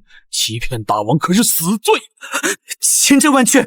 卑职赶到之时，伯邑考公子已倒在血泊之中，胸口插着一柄匕首，早已没了气息。混账！伯邑考乃西岐质子，如今竟在姑的眼皮子底下被杀，简直是奇耻大辱！大王，或许是质子府内部的仇杀，与我大生。住口！人死在朝歌，就是姑的责任。西伯侯将长子送来，是对姑的信任。如今他的儿子惨死，你让姑如何向他交代？如何向天下诸侯交代？按姑的旨意，立刻封锁整个质子府，一只苍蝇都不许飞出去。肺中有魂，你们二人协同司寇府，给姑彻查，从质子府的奴仆到守卫，一个一个的审，就算是掘地3尺，也要把凶手给姑揪出来。姑要用他的头颅去祭奠伯邑考。臣遵旨。侯爷，不好了，赵哥传来急报，大公子他……别哭，讲清楚，考儿他怎么了？大公子被杀了。什么？你说什么？放肆！此等大事，岂容你胡言乱语？是真的，将军，消息千真万确，大公子在质子府内遇刺身亡了。一心匹夫，欺人太甚！大公子贤德仁厚，与世无争，他怎下得去如此毒手？此举不只是要断侯爷的后嗣，更是要绝我西岐的命脉啊！大公子乃我西岐未来之主，杀害大公子便是对我西岐宣战。如此心胸狭隘、残害质子、毫无信义之人，有何资格高居人皇之位？简直是我人族之耻！住口！都给本后住口！此事尚无定论，或许另有隐情，不可妄言攻伐，以免陷天下于战火，令生灵涂炭。考儿在天之灵也不会愿意看到的。侯爷糊涂啊！这根本不是隐情，是帝辛的阳谋啊！他就是要借此打压您，打压我们西岐。一旦选择退让，未来帝辛的手段定是变本加厉呀！如今大公子惨死，我西岐上下若无半点反应，岂不让天下人耻笑我西岐无人，人人宰割？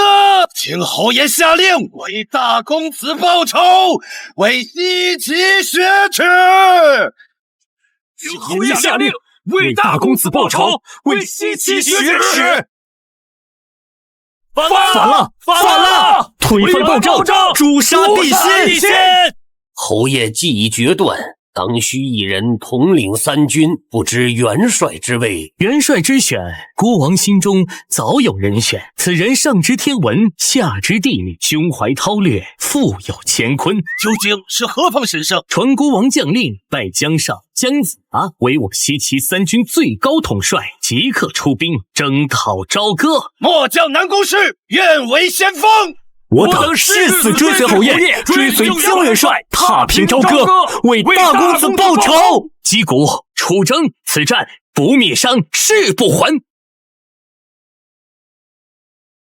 报，大王，西岐800里加急军报，讲西伯侯姬昌，他反了。他以大公子伯邑考之死为名，拜姜子牙为帅，尽起西岐之兵，正向我大伤杀来。放肆！好一个姬昌！孤王念他年迈，留他一命，他竟敢以卵击石，图谋反叛，真是自寻死路！西岐姬昌，不过是棋子罢了。圣人，这便是你们的谋划吗？另起一脉，让我人族自己内斗，借机消耗人族气运，好趁虚而入。好，很好，孤王便陪你们玩到底。区区西岐乱臣贼子，何足挂齿？孤王要让天下人都看看，反叛大商是何等下场。太师何在？老臣在。孤王命你为三军统帅，持金鞭，掌调兵之权，尽起朝歌大军，平定西岐。凡有不从者，先斩后奏。老臣遵旨，不破西岐，誓不回朝。再传旨天下，广招天下能人义士，无论先凡，不问出身，但凡能助我大商平叛者，皆加官进爵，封其印子。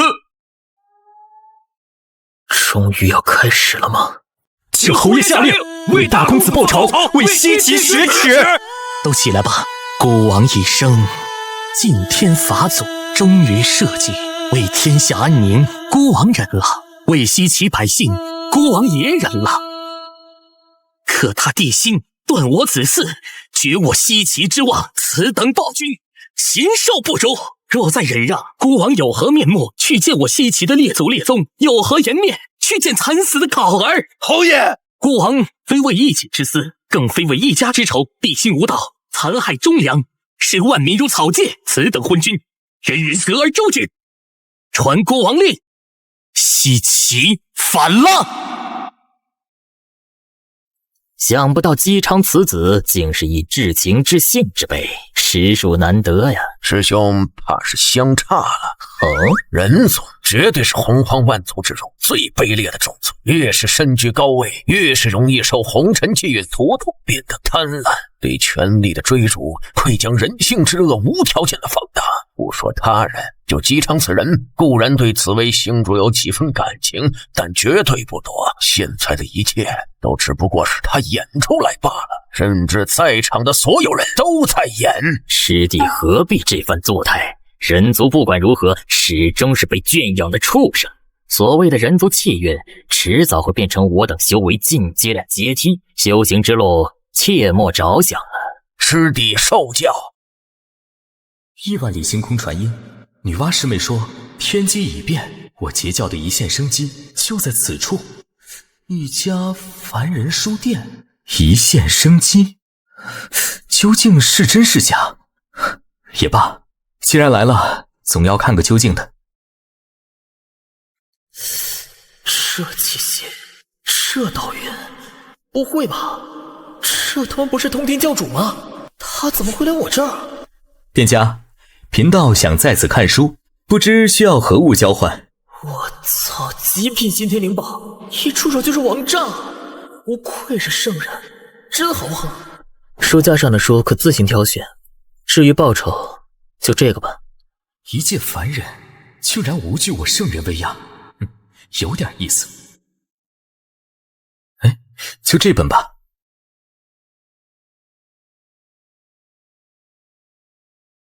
谁在抽屉？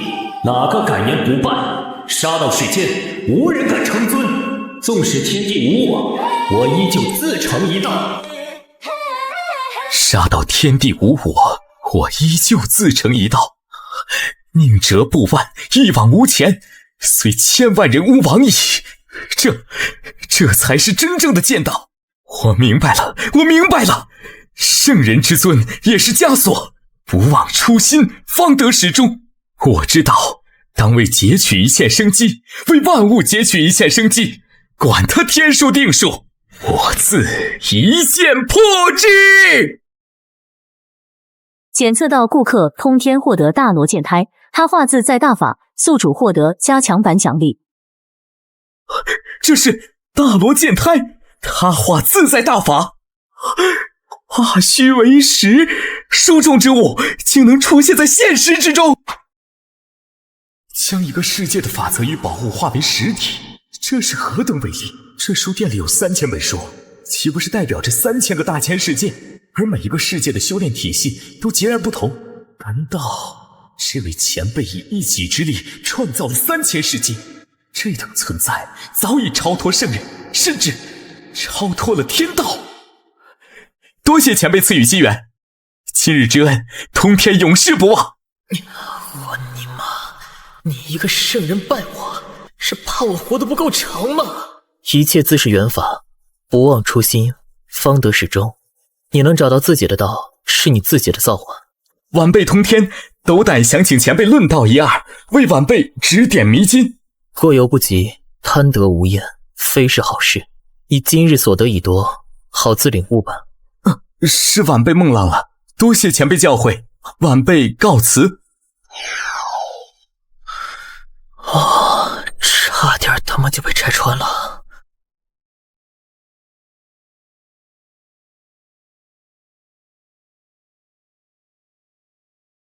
姜子牙，以我同为人族，本该同心同德，共御外敌，尔等却为一己私欲，悍然反叛，掀起滔天战火，致使我人族内部生灵涂炭，血流成河。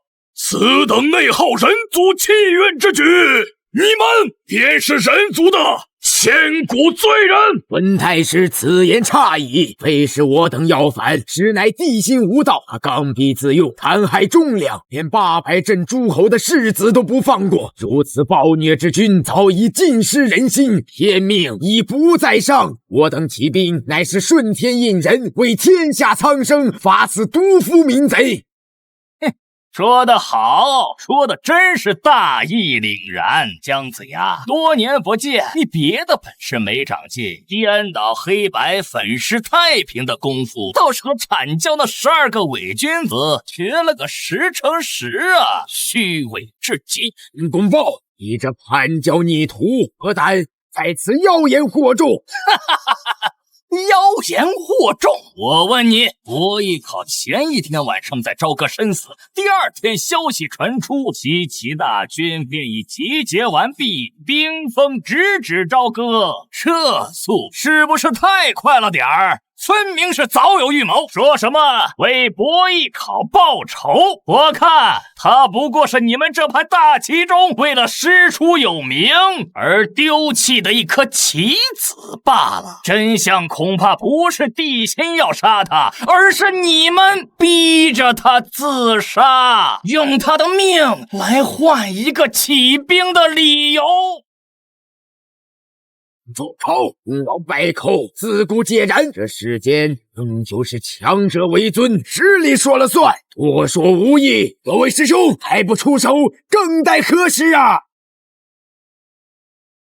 申公豹，你这妖道屡次三番与我阐教作对，今日定要你身形俱灭。众师弟，布阵，这次绝不能让他再逃了。就凭你们，还望各位道友相助。申公豹，你好大的胆子，竟敢勾结截教这些披毛戴角、师生卵化之辈！我呸！少在这里摆你们阐教的谱了。各位道友，跟这群道貌岸然的家伙没什么好说的，直接干他！正有此意。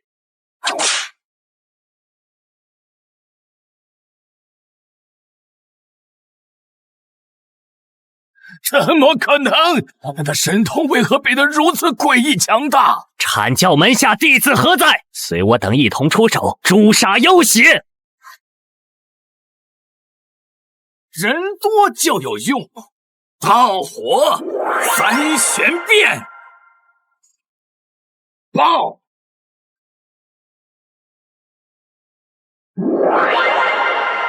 大地杀阵，起！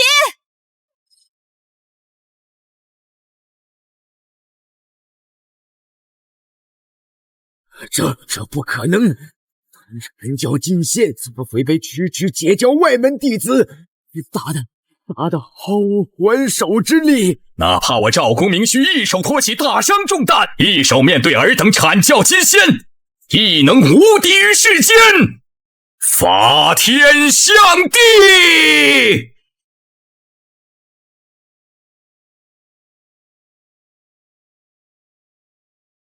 师兄，救我！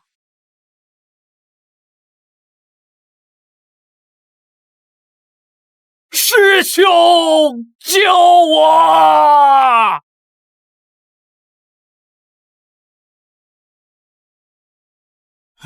南极师兄，云中子师兄，你们终于来了！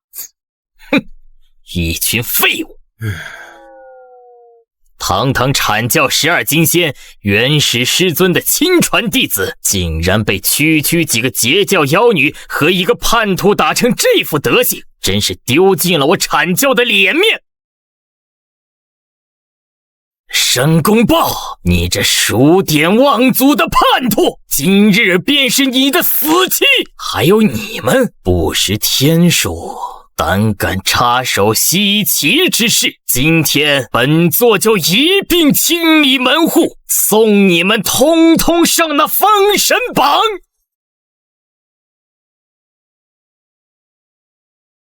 先天至宝！操，不讲武德！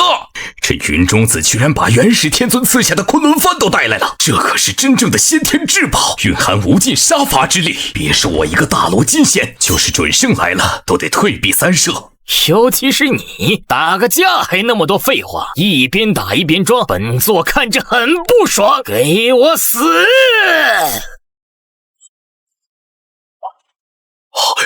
师妹救我！本来只想给你们一个教训，想不到你云中子竟如此不顾颜面，一出手便是绝杀之招，分明是想彻底抹杀公明师兄的性命。既然尔等不讲情面，那也休怪我等不留情面了。二妹三妹，布9区仙河大阵！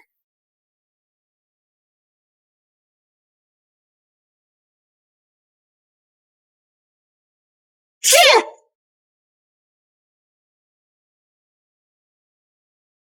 9区仙河大阵出！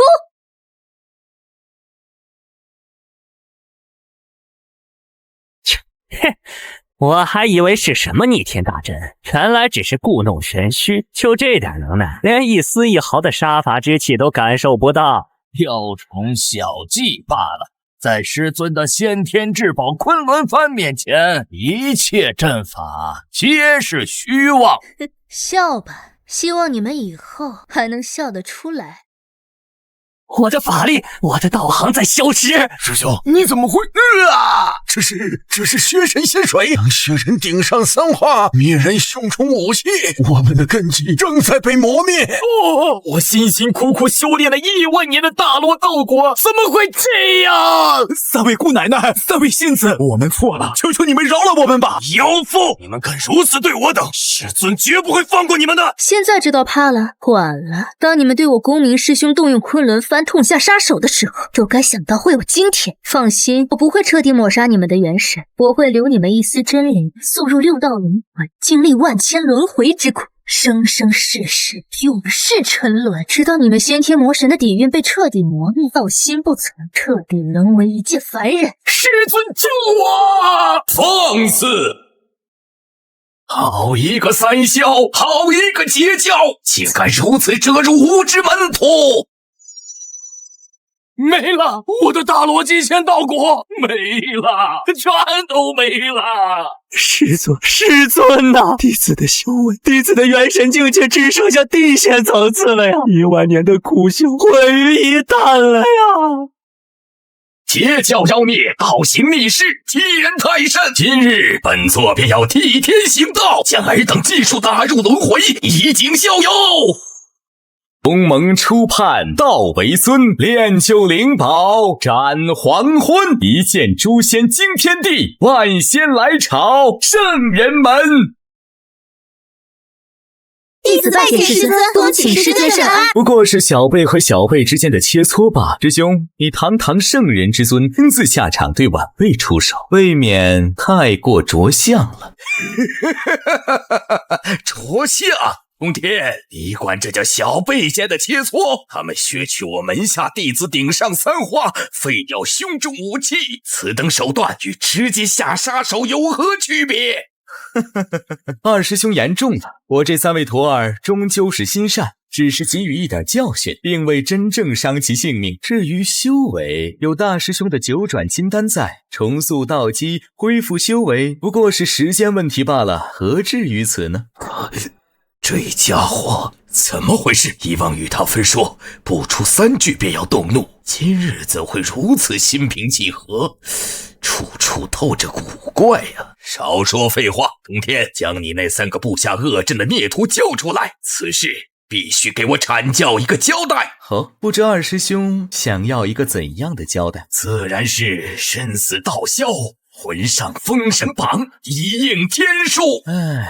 看来终究是免不了要做过一场。你要为了区几个弟子与我动手不成？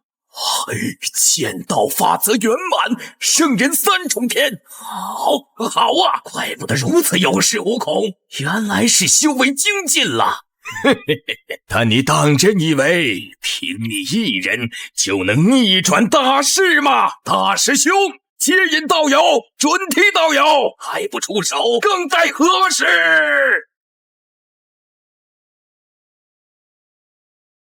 三弟，现在你拿什么跟我斗？三弟，收手吧，大圣气数已尽，截教何该有此一劫？此乃天道大事，非人力可改。你若再一意孤行，休怪我等不念兄弟情义了。兄弟情义，大师兄，你既已请来外人，准备4圣联手对付我一人，此刻还谈什么兄弟情义？废话少说，动手吧！今日我便用手中之剑，究竟是尔等口中的天道大事不可为，还是我通天的人定胜天？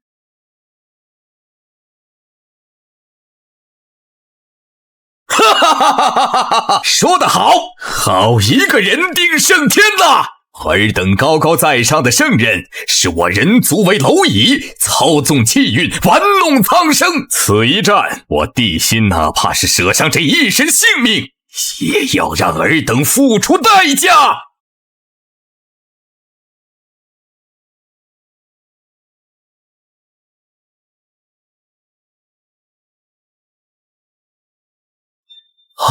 人皇，痛快爽快！没想到梧桐天也有志同道合之人。好，今日便让吾等二人与这些虚伪的圣人战个痛快。师兄，莫不是忘了我这位师妹？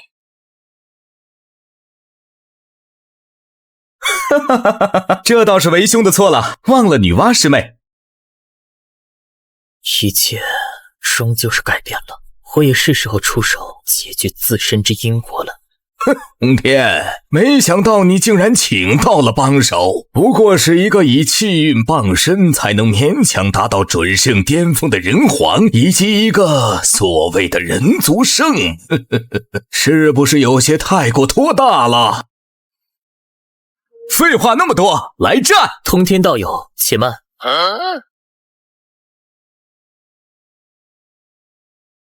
贫道与这元始天尊有因果尚未了解，不如就把他交给贫道如何？原来是前辈，一切自然听凭前辈安排。你是何人？我与你素不相识，何来因果？此乃我等兄弟之间的家事，阁下还是不要插手为好。不认识吗？这就是最大的因果。大师兄，这一切的幕后推手便是你吧？今日我便与你清算所有因果。久闻接引师兄的梦中正道之法，玄妙无比。今日师妹却是要来见识一番了。当初就是你这老秃驴，在我人族圣母庙前施法，试图控制本王心神，从而使整个大商堕落，西岐起兵，人族气运分裂。看我今天！我把你打得满头是包！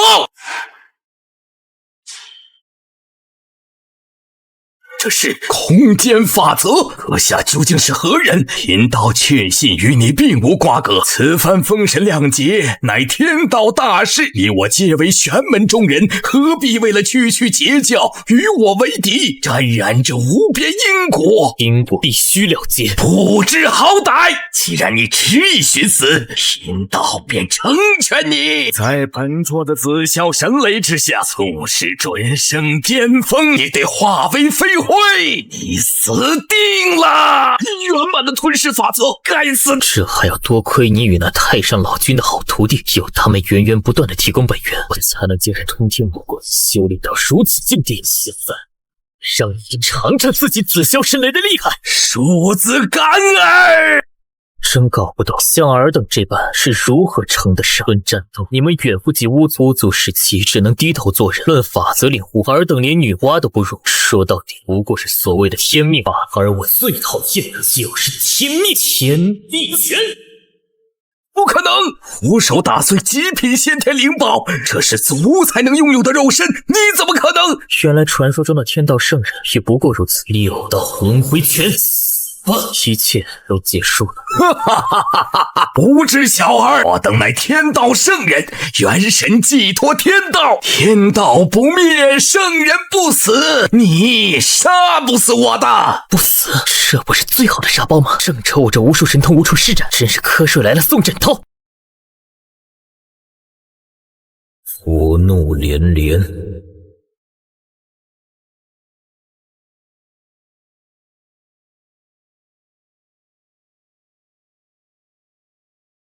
放肆干儿！曹字见血，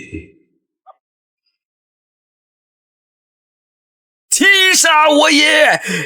阁下不要太过分了。六道轮回拳。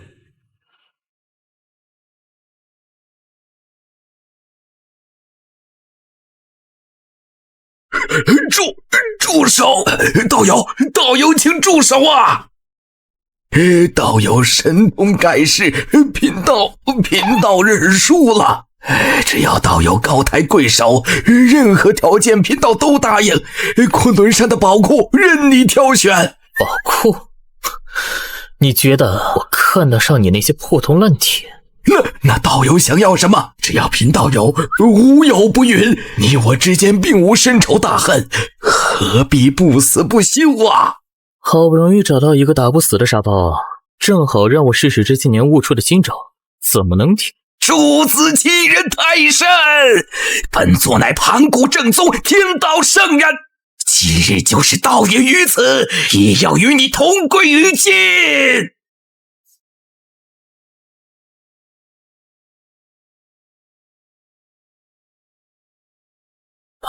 每次都是这几句，能不能来点新鲜的？哎呀，妈个逼的，打到老子手都疼了，也不知道他们那边怎么样了。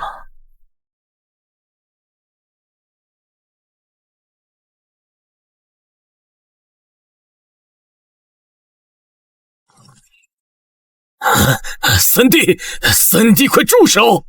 你我乃是同门师兄弟，盘古三清一体，何至于此？是大师兄错了，大师兄不该与元始联手算计你截教。你快停下，我们重归于好，再进学门。现在知道错了，晚了。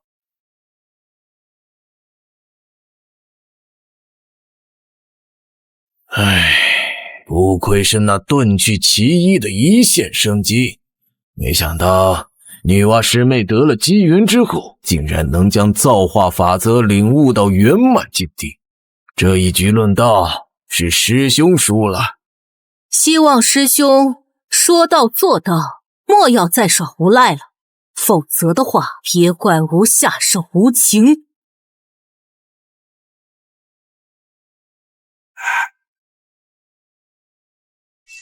哈！痛快！你这西方来的秃驴果然爱揍，来，吃苦一棒！疯子，你就是个疯子！打你这种阿杂货色，就是越打越爽。再来！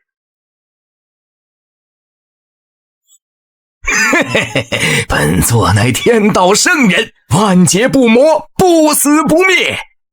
你这蝼蚁，就算再杀本座10000次，又能如何？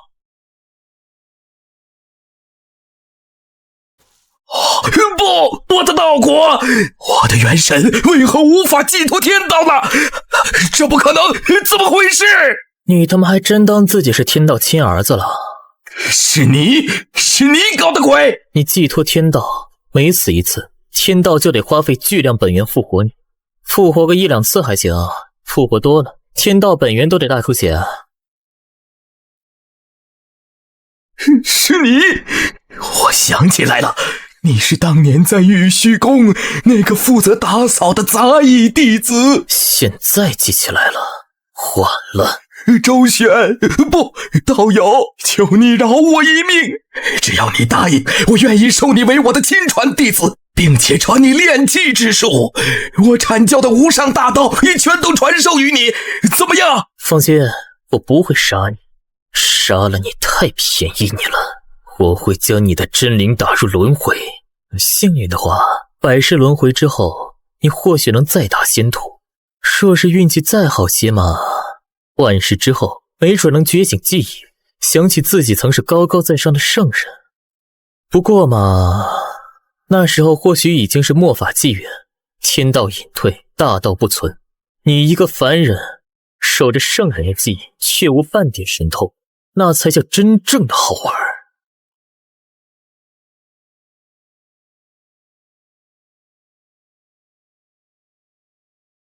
此事就麻烦道友了。道友尽管放心。天降血雨，圣人陨落，怎么可能？是哪位圣人？元始天尊的气息消失了，道果崩碎，真灵入了轮回，一切都结束了。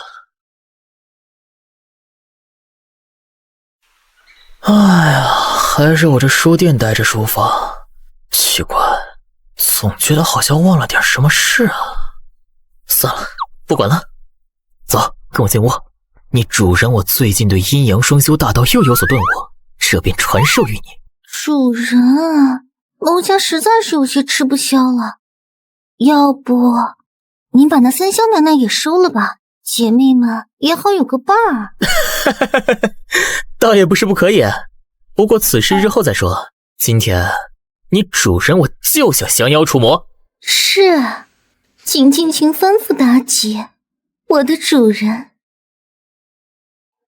轻轻翻开一页，指尖流淌古今，书中自有颜如玉，眼神映出星辰。